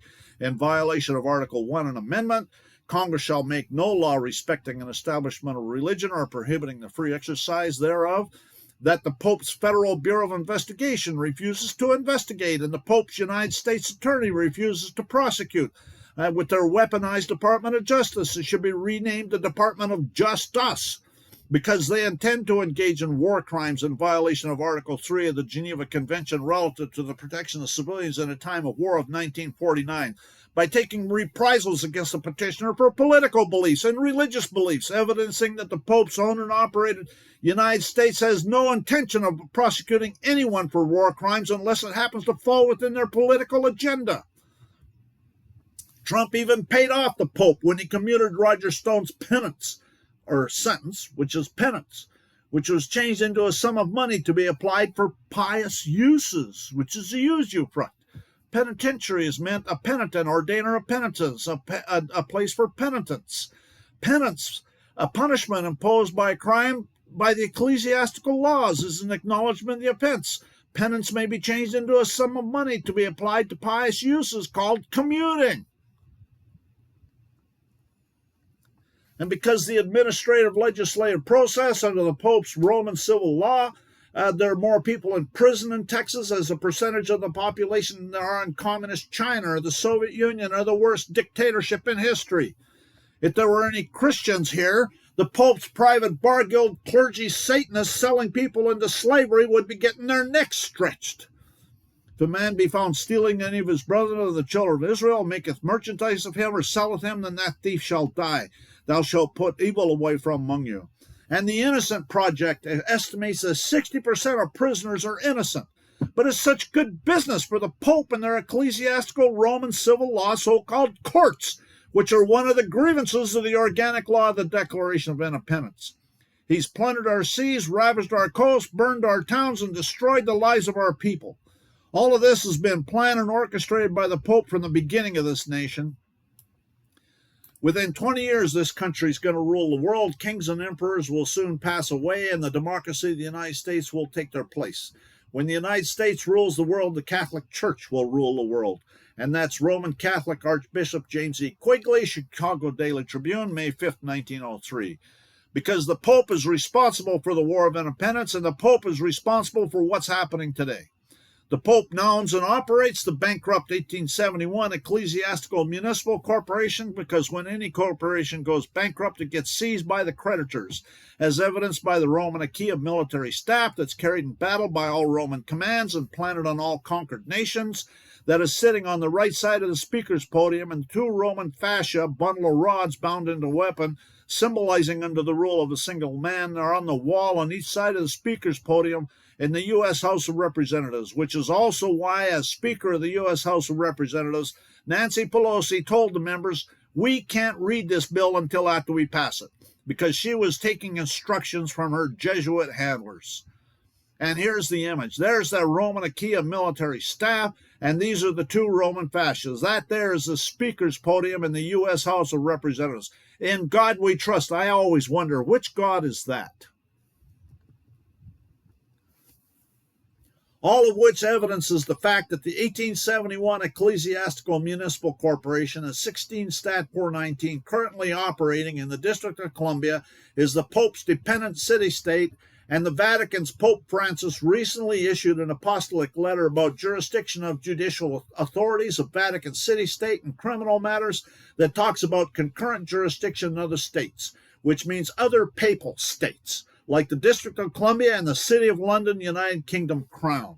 And this is a quote from the letter. It says, when the same matters are prosecuted in other states, the provisions in force in Vatican City on concurrent jurisdiction shall apply, which means the Pope's ecclesiastical canon law is brought into Texas with the Commerce Clause, Article 1, Section 8, Clause 3, and the Pope's minor estate, fiction of law, and the Pope's fictitious quasi-contract. And the Vatican's Pope Francis came and addressed his own and operated Congress on the 24th of September, 2015, and the Pope's satanic private bar guild clergy member assaulting people like the petitioner with their ecclesiastical fiction of law, minor estates, sestike, usufruct, trust, necromancy, with presumptions of jurisdiction, presumption of the office of trustee, because the sestike, usufruct, minor estate, and the presumptions of suretyship. The petitioner has served literally thousands of registered mail notice and demands in an effort to defeat those presumptions, which is why they've targeted the petitioner with their targetedjustice.com website agenda. As posterity, the petitioner is entitled to common law, not Roman canon law, by right of blood, as found in Article 6, Clause 2 of this Constitution for the United States of America, the supreme law of the land, and also in the Judiciary Act, saving to suitors in all cases the right of common law remedy where common law is competent to give it. That's 1 Stat 77, 9, Section 9A. And the Judicial Code of 1911 of all cases in admiralty, maritime jurisdiction, saving to suitors in all cases the right of common law remedy where the common law is competent to give it. 36 Stat 1161. All debts contracted and under Article 6, Clause 1. All debts contracted and entered into before the adoption of this Constitution shall be as valid against the United States under this Constitution as under the Confederation.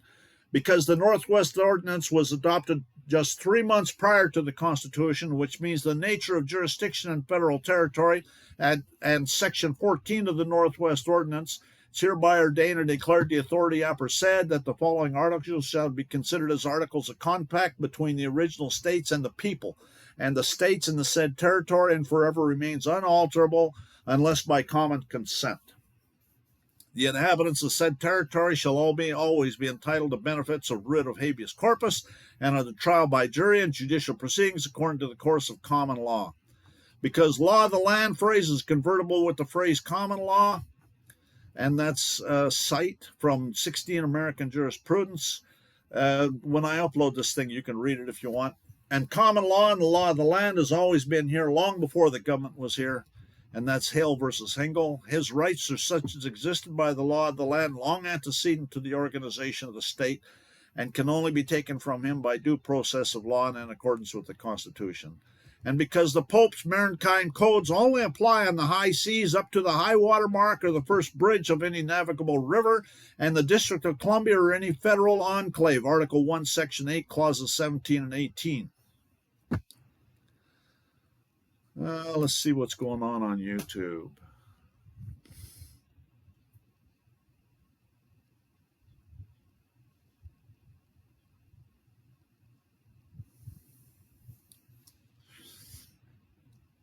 Okay, well, let's see.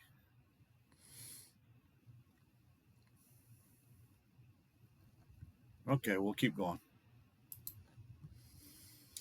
The petitioner has been very vociferous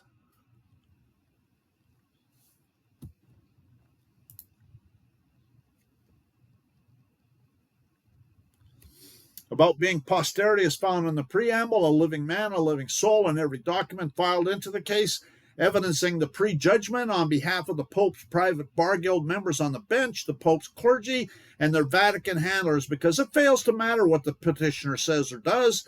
This case was prejudged from the beginning using trust law by the Pope's clergy because trusts are things and fail to have rights, and the Pope's clergy can and do anything they want.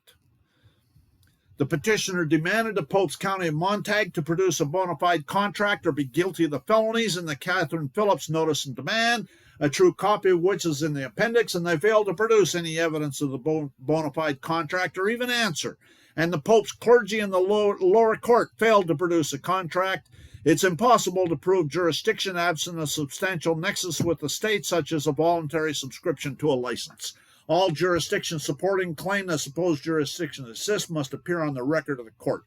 All courts are required to presume no contract exists because none have been produced to this day.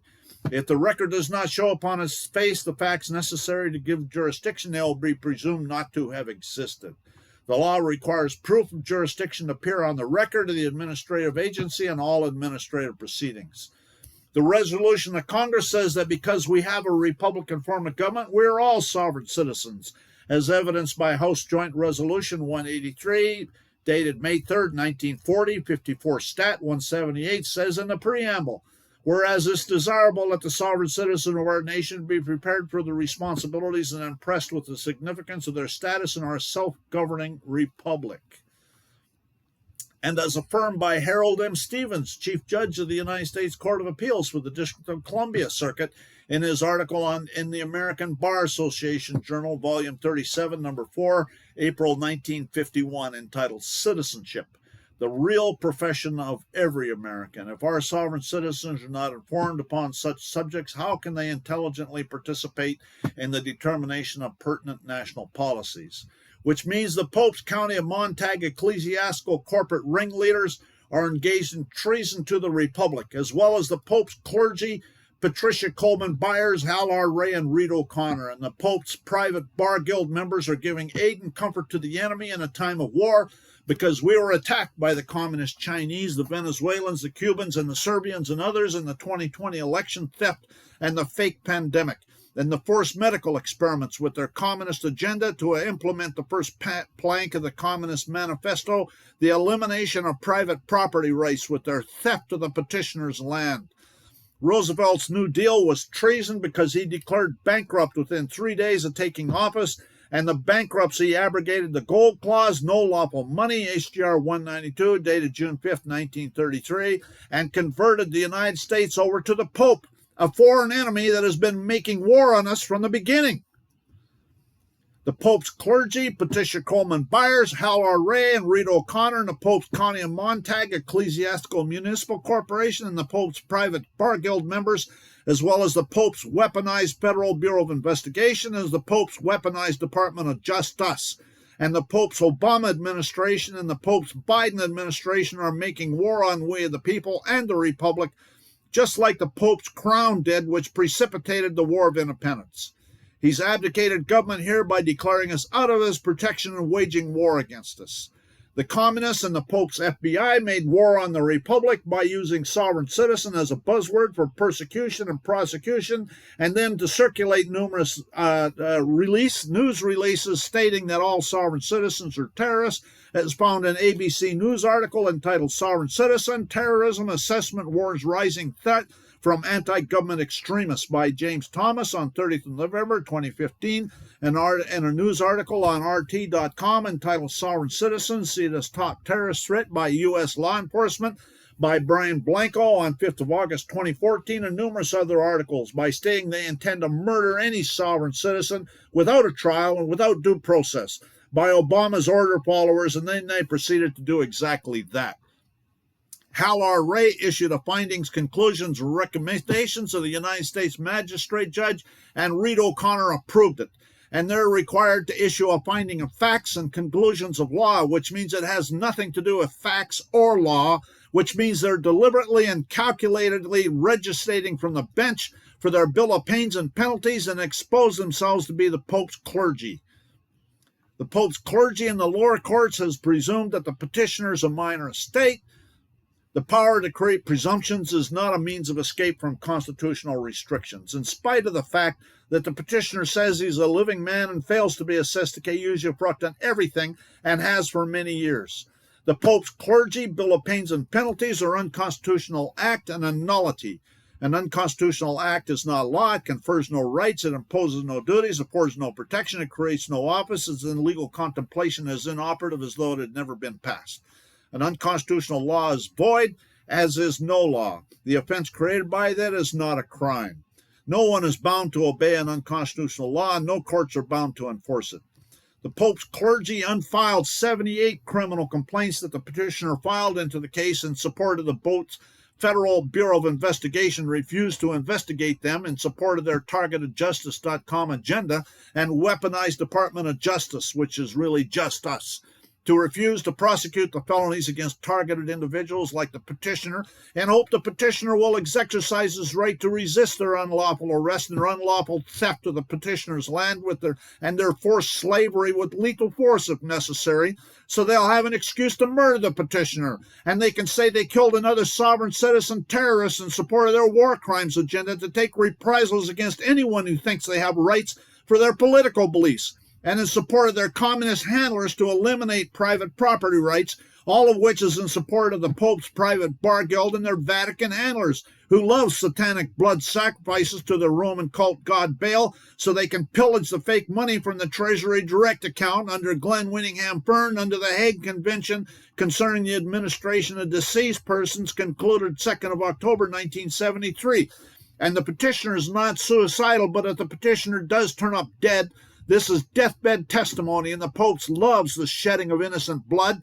Therefore, whether they slave the petitioner or kill the petitioner resisting their slavery, either way, it's a win-win-win scenario for the Pope. The Pope's clergy evidently intend to perjure their oath of office to the supreme law of the land under the Pope's Code of Law for the Pope's District of Columbia, now known as the Pope's United States Code 28 U.S.C. 453, and demonstrate they have no intention of being neutral or unbiased. The petitioner has filed bar grievances against 98 of the Pope's private bar guild clergy, some more than once, and they've all been dismissed as an inquiry. They were all appealed to the Pope's Board of Disciplinary Appeals, and they were all dismissed again. The petitioners filed judicial complaints against more than 50 judges with the State Commission on Judicial Conduct, some more than once, and they've all been dismissed, 25 of them on the same day. Only an Article 3 court can make decisions about life, liberty, or property, and this is Justice Thomas in this case in 2023, April 14th, which has been previously affirmed in numerous cases by the legislative inferior courts. Where a controversy is of such a character as to require the exercise of judicial power defined by Article 3, jurisdiction thereof can be referred only on courts established by virtue of that article, and Congress is without power to vest that judicial power in any other judicial tribunal or, of course, in an executive officer, administrative, or executive board, since they're incapable of receiving it. Therefore, they're acting with no authority and malicious. Although probable cause may be inferred from malice, may not be inferred from malice. Malice may be inferred from lack of probable cause. And both the Pope's 97th District Court and the Pope's Northern District of Texas failed to be Article 3 courts because 14th Amendment U.S. citizens Catherine Phillips and her County of Montague accomplices do not get an Article 3 court, evidencing that even though they were not possessing the power to abrogate the law, were nevertheless willing to derogate from it under the pretense of doing equity in support of their intent to be a legislator with their legislative usurpation of the bench. In their unconstitutional bill of pains and penalties, because the Pope's County of Montague Ecclesiastical Municipal Corporation is in the Pope's owned and operated ecclesiastical municipal corporation called United States, which is operating in the Pope's District of Columbia under the Commerce Clause. And they're assaulting the petitioner with the Pope's minor estate. United States District Court is not a true United States court established under Article 3 to administer the judicial power of the United States, but was created by virtue of the sovereign congressional faculty granted under Article 4, Section 3, making all needful rules and regulations respecting the territory belonging to the United States. Therefore, they failed to be an Article 3 court, but instead are Article 4, Section 3. And they're not competent to make a ruling about the petitioner's life, liberty, or property, which includes land, and their decision is a void judgment, and the judges in the lower court have exposed themselves to be the Pope's clergy. And the petitioner filed a notice of void judgment into the case, a true copy of which is attached hereto in the appendix, all of which is incorporated herein by reference in its entirety. Because the Pope's clergy in the lower courts love to find an excuse to ignore their oaths to the supreme law of the land, Article 6, Clause 2, the petitioner has been forced to file an affidavit of life and mandatory judicial notice of 12 presumptions. True copies of which are attached hereto in the appendix, all of each of which are incorporated herein by reference in its entirety. But the petitioner doubts it will make any difference because they're the Pope's clergy and have no interest in justice, but are instead engaged in justice for their Vatican handlers and are Satanists. You're of your father the devil, the lusts of your father you will do. He abode not in the truth, because there is no truth in him. When he speaketh a lie, he speaketh of his own, for he's a liar and the father of it. But the fearful and the unbelieving and abominable, as the murderers and whoremongers and sorcerers and idolaters and all liars, shall have their part in the lake which burneth with fire and brimstone, which is the second death. The Pope's 1871 ecclesiastical municipal corporation operating in the Pope's District of Columbia is unconstitutional, as well as the Pope's minor estate and the Pope's private bar guild, because they're a violation of Article 1 and Amendment, because Congress shall make no law respecting an establishment of religion or prohibiting the free exercise thereof, because they're laws respecting the Pope, the Vatican, and the Holy See. And they're subjecting the petitioner and all of the people they're dealing with to their satanic religious ceremony, with their fake court cases, with their fraud, deception, lies, necromancy, slavery, idolatry, and human trafficking. The findings, conclusions, and recommendations of the United States Magistrate Judge Hal R. Ray in conspiracy with Reed O'Connor and Byers ruling in the 97th District Court are each a bill of pains and penalties, legislative usurpation of the bench against the named petitioner, and violations of Article 1, Section 9, Clause 3, and Article 1, Section 10, Clause 1, respectively. The Pope's County of Montague Ecclesiastical Municipal Corporation in conspiracy with the Pope's Comptroller of Texas and the Pope's private bar guild in Texas and the Pope's attorney with the rank of general are bringing the District of Columbia outside a maximum of 10 miles square in violation of Article 1, Section 8, Clause 17. And signed and sealed on red ink on the land of Texas under penalty of perjury under the laws of the United States without the Pope's United States Ecclesiastical Corporation. And that's the end of it right there.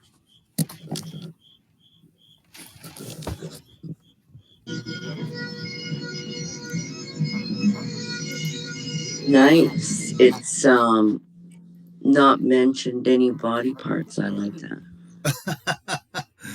Yeah. So I've been trying to like tone it down a little bit, but I kind of get going. So we'll see. I'm pretty well done with it though. I'm thinking about sending it. I got the appendix. I got to start printing off stuff, and it's supposed to be printed on both sides, so that'll make the appendix or the whole thing smaller. Because some of those documents, I got to bring up about the common law court too. I got to bring up that too. Yeah, I got to bring up that. And then it needs to be bound, correct? So how are you going to bound, or how are you going to bind it together?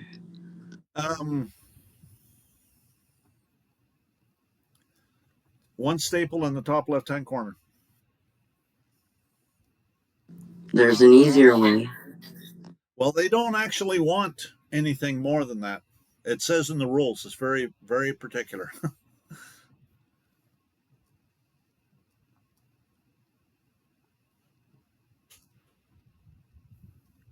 So I got to figure out where am I going to put. Okay.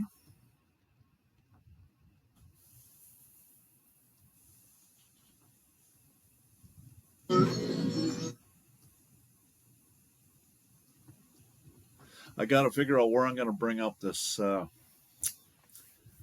my common law court judgment.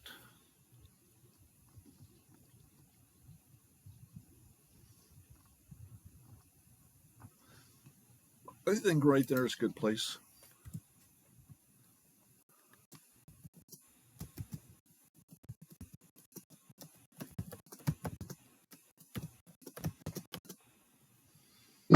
Really explains so much.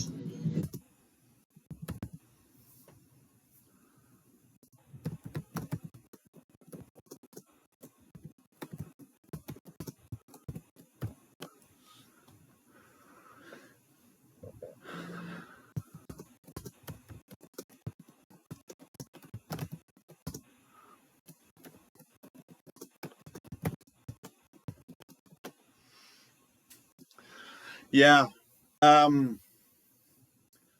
Yeah, so I'm going to upload this file to the group.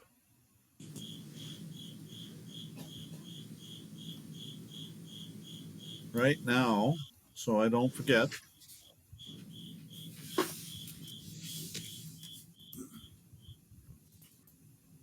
Does one give us permission to plagiarize the whole thing? Okay. Well, you can't really plagiarize it. What I would suggest is you can use it as a template to do your own or use it for other ones if you want. Absolutely, brother. There's enough there to study and enough to. So I'm going to upload all of the documents I have right now. There's a appendix, there's a petition, there's questions for review, and there's a table of authorities, and which are all required by the rules. I couldn't really hear what you were saying. Yeah, you sound like your mic sounded really distorted. Oh, is this better? Is this better? Go. There you go. Oh, okay. We were just throwing a funny there and plagiarizing. We wouldn't dare. But there's enough material there just to a very concise, such a well done document that there's enough there to study, just to study alone on all of the points made. Um, we're not going to question one there's integrity, but the parts and the law forms and the cases and all of those there are just for edification to learn so that we can have it, not so that we are just learning what is said in this document, but what is said in the whole context of the document.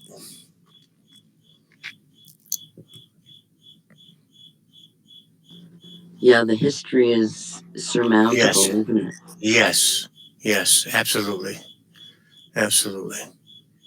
Yeah, that's what I was thinking too. The history of how the what did we want to call it? A mutation, the transfer from how it was hidden when Glenn was talking about, the theophy relationship and how it came over to America, and everything's being, governed by the Pope, and we're not told that that's what it is. That's all in there. Mm-hmm. Yeah, Yes. it's well, that's why I put it in there. I'm kind of holding their hands. I'm sure they're going to do their own research. I'm sure that they will definitely, the clerk, somebody will do research on their end. They're not just going to take my word for it. But I'm trying to build as good a case as I can.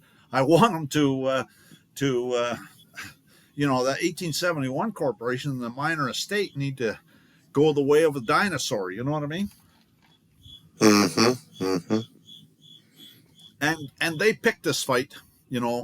I mean, I gave them plenty of warning. I told it that Catherine Phillips. I said, I've been to the Supreme Court 5 times, and you're next. And anyways, they say it costs $2 million if you bring a case to the Supreme Court and you pay the fee or pay for lawyers. They say it costs $2 million, and so if anything, even if the thing gets, even if I don't win, it'll cost them $2 million at least, and the sons of bitches, don't get me going. You're gonna get me going.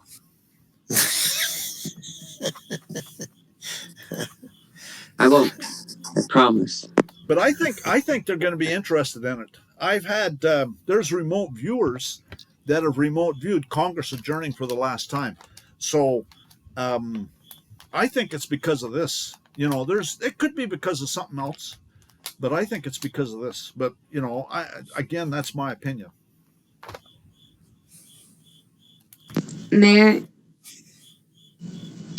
Glenn, in your opinion, do you think that the higher courts, do they comprehend usury and exactly how it's being applied to us as living beings? Well, they certainly do. They know also, though, that the reason we have usury, they know that interest is usury, And the reason we have it is because of Roman law. I mean, this is the Vatican. And so I'm not challenging all of the stuff that's Roman law, because the Roman law in America is everywhere. Okay. I don't know. You have a Federal Reserve note in your wallet. Okay. That's because of Roman law. You have a mortgage. That's because of Roman law. You have a loan on your car. That's because of Roman law. I mean, Roman law is literally everywhere. All I'm doing is I'm challenging the issue of the 1871 corporation and the minor estate and the bar. And I think that there'll be huge things. It'll be such a blessing for everyone. And if again, it comes down to a contract. If you want to um, go and get a mortgage, well, that you're volunteering for Roman law is what you're doing. But that doesn't mean that they can shove Roman law down everybody else's throat. You see what I'm saying? And that's what they're doing with me. There's no evidence in this case that I'm involved in Roman law, and there's no contract. And so they have to presume the contract doesn't exist. Mm-hmm. Yes. So when we're talking about these contracts, see, I have one homeschooler, I have two private schoolers, and I have one that chose to go into a public school of the arts. And the education board is constantly sending me messages and emails that they want me to come and speak on behalf of my um, demographic, because I have the diversity of, being across the schools. And so I can see from the attitudes of the little ones and the ideas that come home who is getting exposed to what. And I have to sit there and really think, especially when they're asking me to speak on these things. Do these people even know what's happening? Like, you know, oh, it's a lot. Well, and as far as that's concerned, I mean, that's all coming from the legislature. I don't know what state you're in, but that's coming New from York. yeah. So that's coming from your legislature. New York is, very corrupt, and so, uh, but it is, civil law is Roman law, and so I guarantee you, if you file a lawsuit, you have to use the rules of civil procedure. Okay, that falls under Unidroit. I mean, it's just all over the place. But so you got to pick your battles, and this is a battle that I think I can win, and so I'm willing to go to the trouble. Some battles you don't. First of all, is if you're not going to win, there's no use in fighting the battle, because it just uses up. It's a huge amount of effort, and it's emotional effort too. You just, you're better off just, you know, picking a different battle. And like, as far as I'm concerned, once this case, I want to leave Texas. Quite frankly, I'm really tired of the police state in Texas, and other states. I found other states are better, and so I want to leave Texas, and and I want to get my stuff out of that Montague County, and then they can stick it up their ass.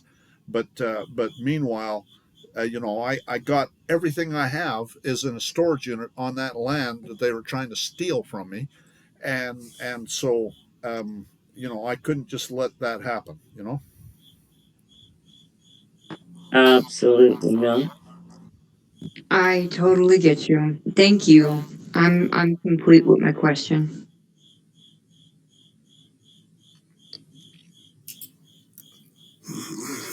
What was that other document you were gonna show us? Other document You said you were gonna go over your statement also. statement. That's the petition for writ of certiorari. I mean, I could go through the questions if you want. There's a Yeah, bunch of questions that part of the rules require you to put together you have to have some questions for the court. And so, Actually, I had a friend of mine going. He actually helped me with some of them because I had some questions, but he went and gave me some ideas on some more, and so I got to give him credit. Um, so we'll go through the questions.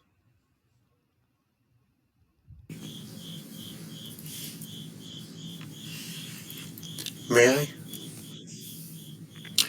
Oh, we posted for the sister about the education and the curriculums.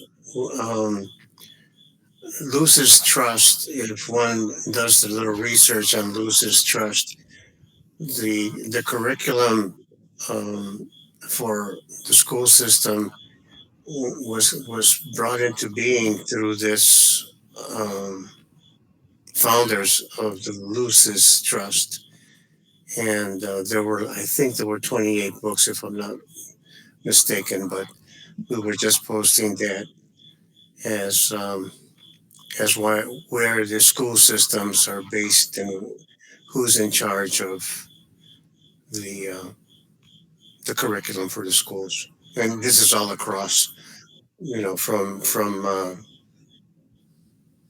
from elementary all the way through college. It's a very interesting rabbit hole, to say the least. It's very it looks very benevolent in its presentation, but it's nothing but that.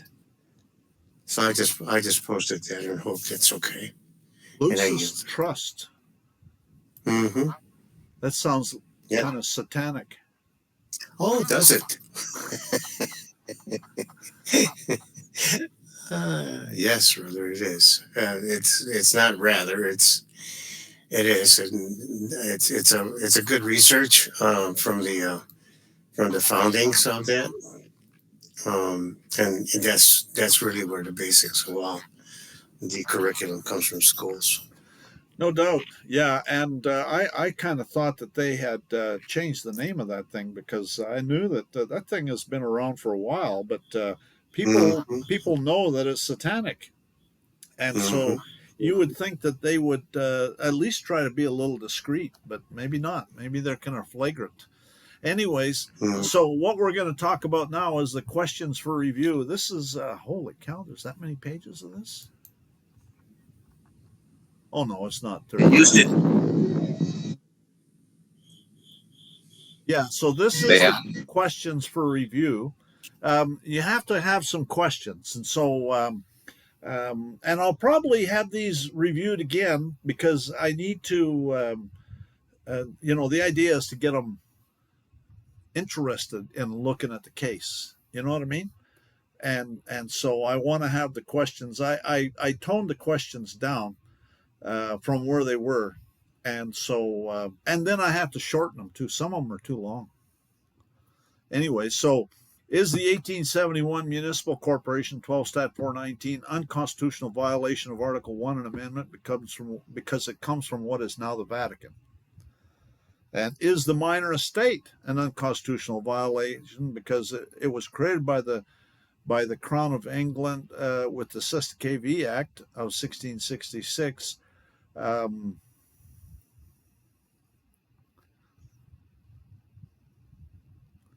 See, I left that one, but I could shorten it. Created by the Pope's Crown of England with the Cestui Act of 1666 and was the cause of the War of Independence, as evidenced by the Declaration of Independence and the cause of necessity for taking up arms issued by the Continental Congress in 1775 and brought into America with a code of law. See, I could just thin it down right Was there. and brother, forgive me for interrupting. Was the 1707 Cestui Act amendments, was that an amended version of the 1707? I don't know. It started with the Cestui Act of 1666. That's the one that's well known.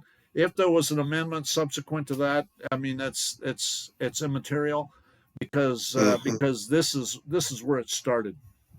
Is the National Bar Foundation with all its subsidiaries in the various states an unconstitutional violation of Article 1 Amendment because the Pope's private bar guild, originating in the Pope's owned and operated city of London, claim immunity in an International Organization Immunity Act of 1945? Is it an unconstitutional violation of Article 1, Section 8, Clause 17 to use the minor estate to convert the petitioner's land from the land of Texas into the foreign district of Columbia? Is it an unconstitutional violation of the Equal Protection Clause, Article 4, Section 2, Clause 1, for the FBI to refuse to investigate felonies by the County of Montague Municipal Corporation to assault petitioner with the minor estate, to justify the theft of the petitioner's land, to get fake money in support of the communist agenda? See, I could probably thin this one down. I probably will. Is a judgment by the 97th District Court that makes a petitioner a minor estate a bill of pains and penalties? Is a judgment by the 97th District Court that makes a petitioner a minor estate a denial of due process under Article 5? Is a judgment by the Northern District of Texas that makes a petitioner a minor estate a bill of pains and penalties? Is a judgment by the Northern District of Texas that makes a petitioner a minor estate a denial of due process under Article 5? Is the refusal by the FBI to investigate 78 criminal complaints a denial of due process under the Article 5 Amendment? See, I like these ones a lot better because they're shorter. Is the refusal by the U.S. Attorney to prosecute the 78 criminal complaints a denial of due process? Is it a violation of the Equal Protection Clause, Article 4, Section 2, Clause 1, for the U.S. Attorney to refuse to prosecute felonies by the County of Montague Municipal Corporation to assault the petitioner with the minor estate, to justify the theft of the petitioner's land, and their extortion racket to get fake money in support of their communist agenda? See, I need to thin that one down a little bit. Is it an unconstitutional violation of the Equal Protection Clause, Article 4, Section 2, Clause 1, for the Comptroller of the Texas to authorize the County of Montague Municipal Corporation to assault the petitioner with the minor estate and render by force the petitioner's land for taxation, to justify the theft of the petitioner's land, to get fake money in support of their agenda to eliminate private property rights? Is it an unconstitutional violation of the Equal Protection Clause, Article 4, for the Secretary of the Treasury to refuse to dissolve and liquidate the Pope's minor estate in spite of the fact that the petitioner said he failed to care what they did with the fake money? They can put it up their rectal orifice because it was created by fraud and deception, and a satanic necromancy is being used to enslave the petitioner. Is the findings, conclusions, recommendations of the magistrate judge, which fails to be a findings of facts and conclusions of law, a legislative usurpation of the bench because it's involving a fiction of law which fails to exist under the Pope's ecclesiastical law, penalizing the petitioner, a named individual, with a non-judicial theft of land and a bill of pains and penalties? Anyways, yeah, I like that one. Is the findings, conclusions, and recommendations of the United States magistrate judge, which fails to be a finding of fact and conclusions of law, denial of due process? Is the findings, conclusions, and recommendations of the United States magistrate judge, which fails to be findings of fact and conclusions of law, a violation of the Equal Protection Clause, Article 4, Section 2, Clause 1? Is the Pope's minor estate and the Commerce Clause constitutional to violate Article 1, Section 8, Clause 17, a maximum of 10 miles square? So that's all I've got right now. So there's only 3 pages. But that'll give you an idea of the questions. And I don't think I want to have too much more because, again, the idea is to get their interest and get them to want to look at the case and to read it and accept the case, okay? Because, what I'm going to do is I'm going to tell them they have no right to turn it away because I am one of the people. Will Livingston's my 4th grade uncle. But I've done this before. I've been to the Supreme Court 5 times before. And every time what's happened is the Solicitor General waives their right to respond. And then because it takes away the controversy, okay? And so I want to make sure that they don't waive their right to respond. The Solicitor General has to respond for the government. Now, Now, I'm not suing the federal government here. I'm suing the county of Montague. So I don't know how, they might waive their right to respond too. And so I want the Supreme Court to be interested and ask them to file a brief. I want them to. I don't want them getting away with just waiving their right to respond. I can tell you that for sure, because I've had that happen before. And when they waive their right to respond, then the case gets dismissed, and it's it's a hollow victory because I win because they admitted everything. When they waive their right to respond, they admit everything, but it's a huge denial of due process, and that's why I'm putting it in here. Is it a denial of due process? Is it a violation of Article 4, Section 2, Clause 1 of the Equal Protection Clause? Is it? I want them. I want them to take this case. I want them to answer it. If they take it, it is going to be such a home run. Okay, if they take it, they're not going to take it to say, you know, that the minor estate's lawful. Okay, it's clearly not, and so that's why I want them. I want them to take it. So, anyways, we'll see what happens. So this is the questions for review.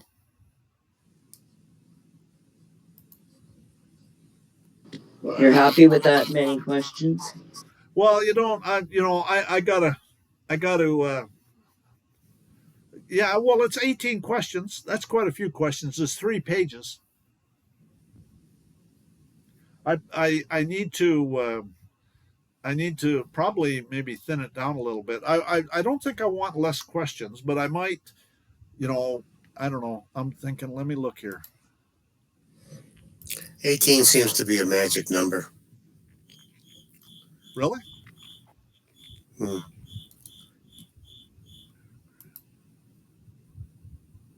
I'd say too. Yeah, in the numerology Really, realm. 18's a magic number. Hmm. 17's a magic number. That's for sure. I know 17 is.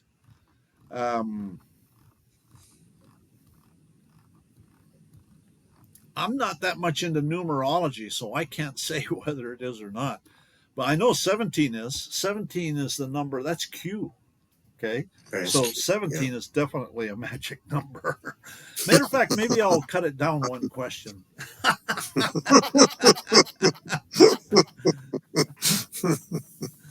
I'm telling you, there's something to that stuff. I'll tell you. Mm-hmm. Mm-hmm. 11 too.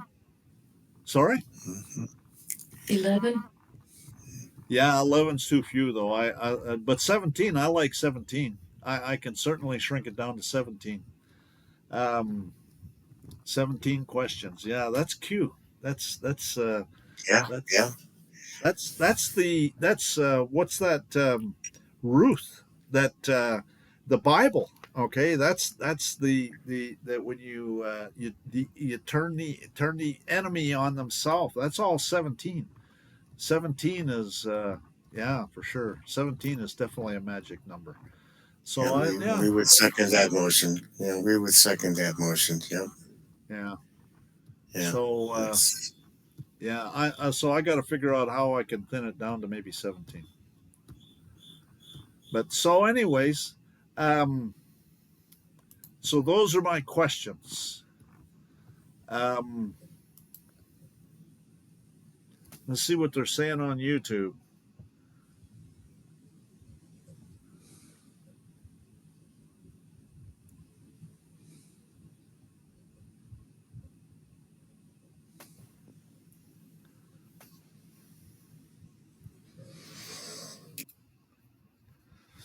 Yeah. So anyways,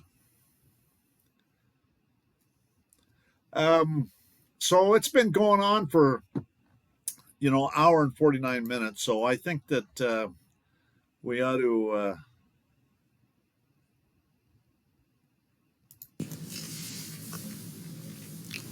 Wrap her up. wrap it up. Does anybody have any questions or anything? Can one read that over again? We'll never get tired of when they're reading it. Sorry? I said, can one there read it over again so that it sinks in a little bit more. We've got another 2 hours. Oh yeah, right. I uploaded the Word files, so if you want to read them, you can go ahead and read them. They're uploaded Oh, with that. to my page on WeRLaw. Oh, And absolutely, brother. We so already have a folder. We already have a folder for that. yeah, so Yeah, you can get them off, download them, and then you'll have the files. And if you want to change them or make your own or do whatever, study them. How about study them? Yeah. well, it'll get you started. You know, this stuff is stuff that I sit there and massage these things, and I've been the best defense is a good offense, and right now I Hmm. think I need to go on the offense, and so I'm gonna have to. Um, I have found in my life that the more you attack them, the less likely they are to attack you, and it's back to the old. It's warfare. Okay, you got to make sure they never know where it's coming from next, and so. But I want this is one that I want the Supreme Court to want to hear and to want to answer, and I want it so that these County of Montague, Catherine Phillips, I want to make sure that they can't just waive their right to respond. Um, I know that the Attorney General is going to respond, or they did, um, in the Court of Appeals. But I want them responding in the Supreme Court. So So when are you filing all this? When is it going to be put in by? well, I gotta first of all I gotta send these questions for review to a friend of mine. He uses Grok to look them over, and but I'm probably gonna start. I gotta print a cover sheet, and then the only other thing I need is the list of table of authorities. Yeah, I got to do the table of authorities. And he went and got Grok to make a table of authorities and the appendix. I gotta fix the appendix. The appendix isn't finished. The table of authorities isn't finished. And so even if the petition itself and the questions for review are done, um, the table of authorities and the appendix are still not done. Um,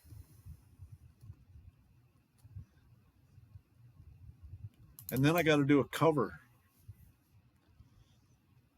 Yeah, yeah, I got to do a cover. So I'm just taking a cover from one of my other cases, and I'm going to put it in there. And then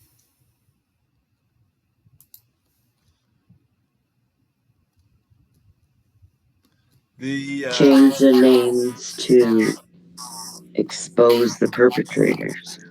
oh yeah, the other one I had a table of contents that was separate, and I don't need that. But yeah, this is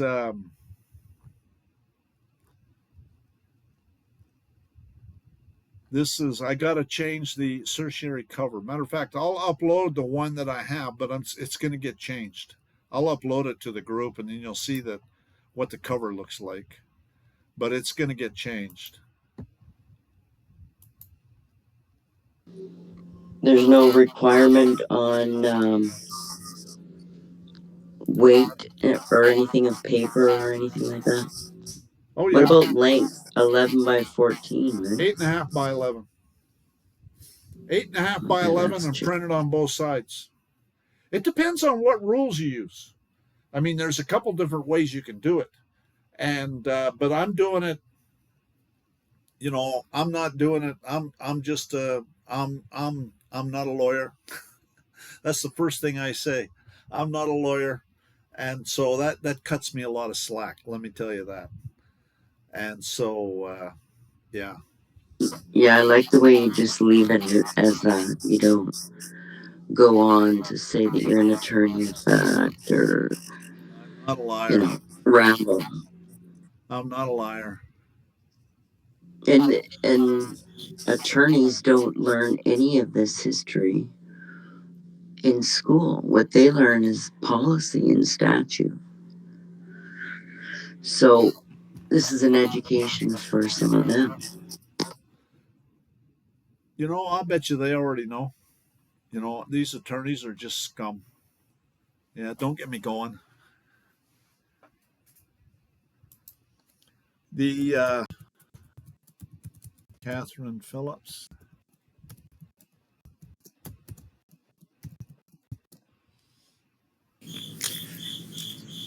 Yeah, these attorneys are just scum. The informer would call them vermin. Yeah, right. Vermin. They're foreign agents of the Vatican. They're yeah. Don't get me going.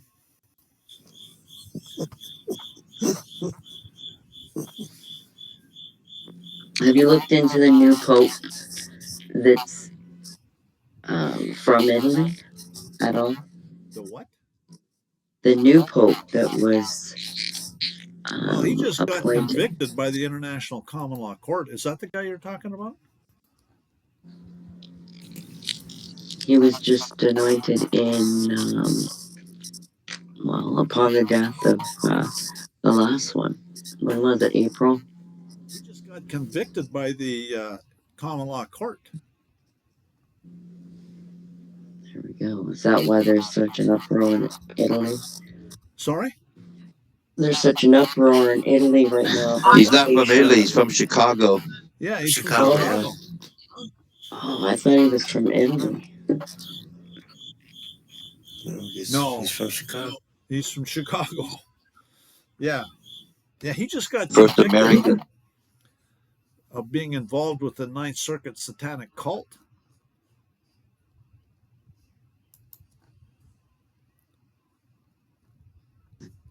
So you won't be serving him.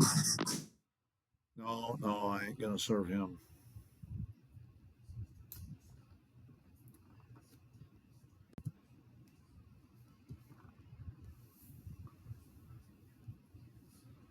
Yeah. Well, he brought Chicago to Italy then. I guess, eh? No, he lived in South America for years. Was he in South America? I thought he was. I know he's from Chicago, but you know, he could have 40 years, Peru or something. Well, his name says that he's Italian.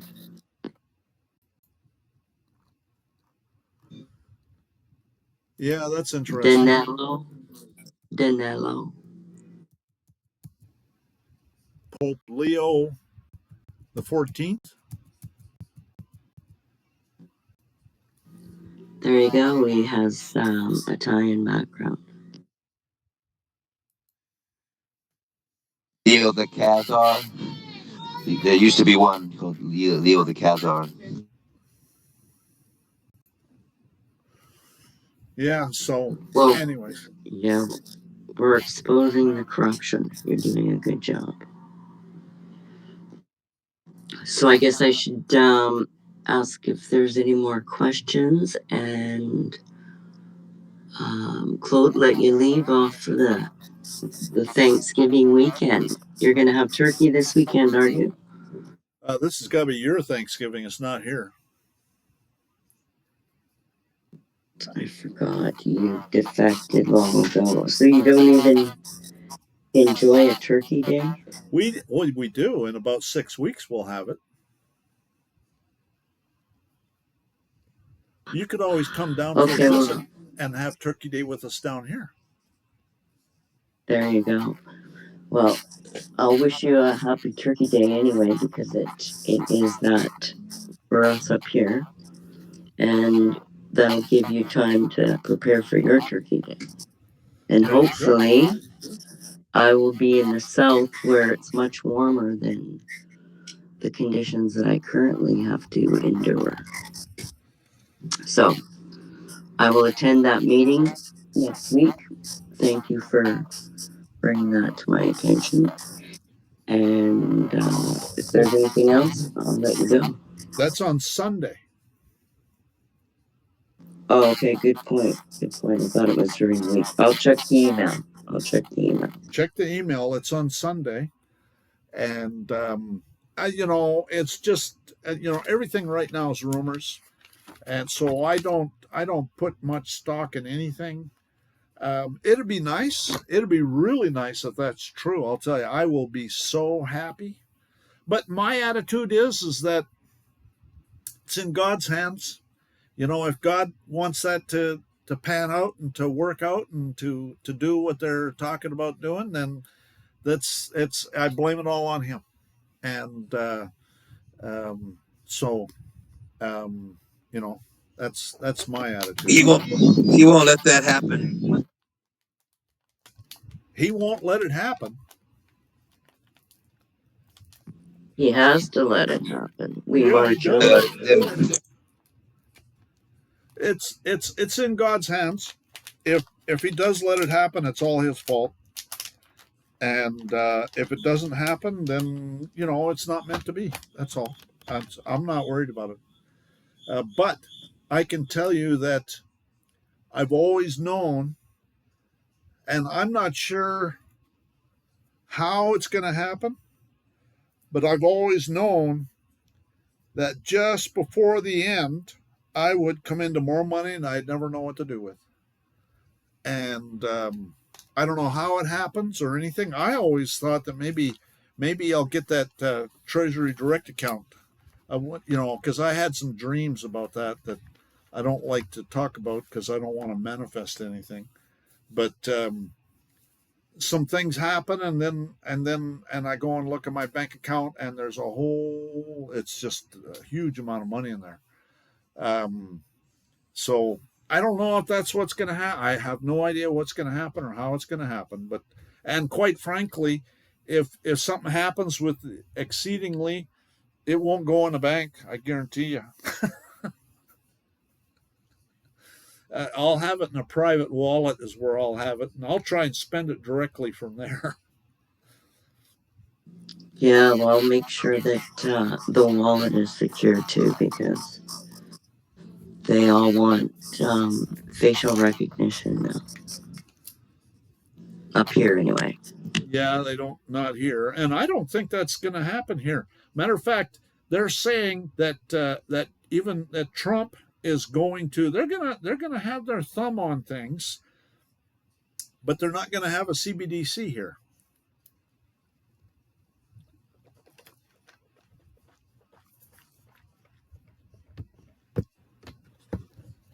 So, what I'm hearing is that we're going to be in war by Christmas, and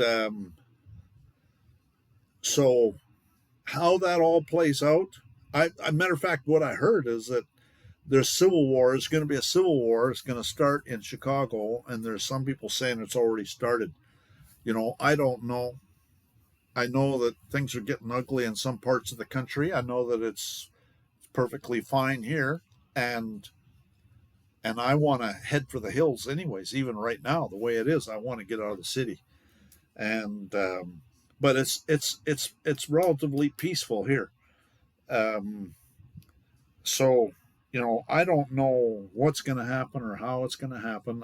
My attitude is when this happened, when I got arrested, I had this feeling come over me that this is just the most wonderful thing that's ever going to happen, and it's going to turn to my advantage big time. And so far it has, but I gotta. That's why I'm doing this, because I want to. Again, the best defense is a good offense, and so I want to make sure and get this thing filed, and we'll see what happens from there. But I just had this feeling come over me, and then when they dismissed everything like they did, I mean that just confirmed You know, that I just had this feeling that this is just going to be the most wonderful thing in the world. And when we were in the jail, there was some Christians in there, and almost every night we had a prayer circle, and they go around the circle. What are you grateful for? And I tell them I am so grateful for all the wonderful blessings that are coming. The scriptures tell us that the Lord's going to turn everything to our advantage, and I am so excited about what's coming. and and I still feel that way. And all it's doing is just everything that happens is just more reason to believe that it's just gonna be wonderful. So I Yeah, am. the manifestation of it all, right? You bet. You bet. So, all right. Well, if that's it, we'll see you guys next week. Same time, same place, same channel. Sounds good. Okay, we have a good Brother, weekend, and I'll be grateful for you this weekend. How's that?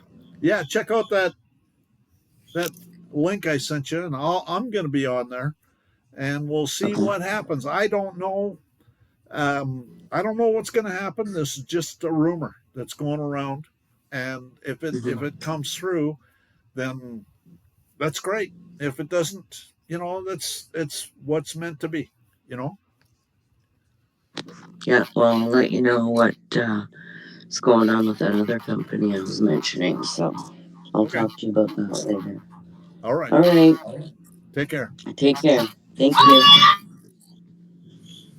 many All thanks, right. brother.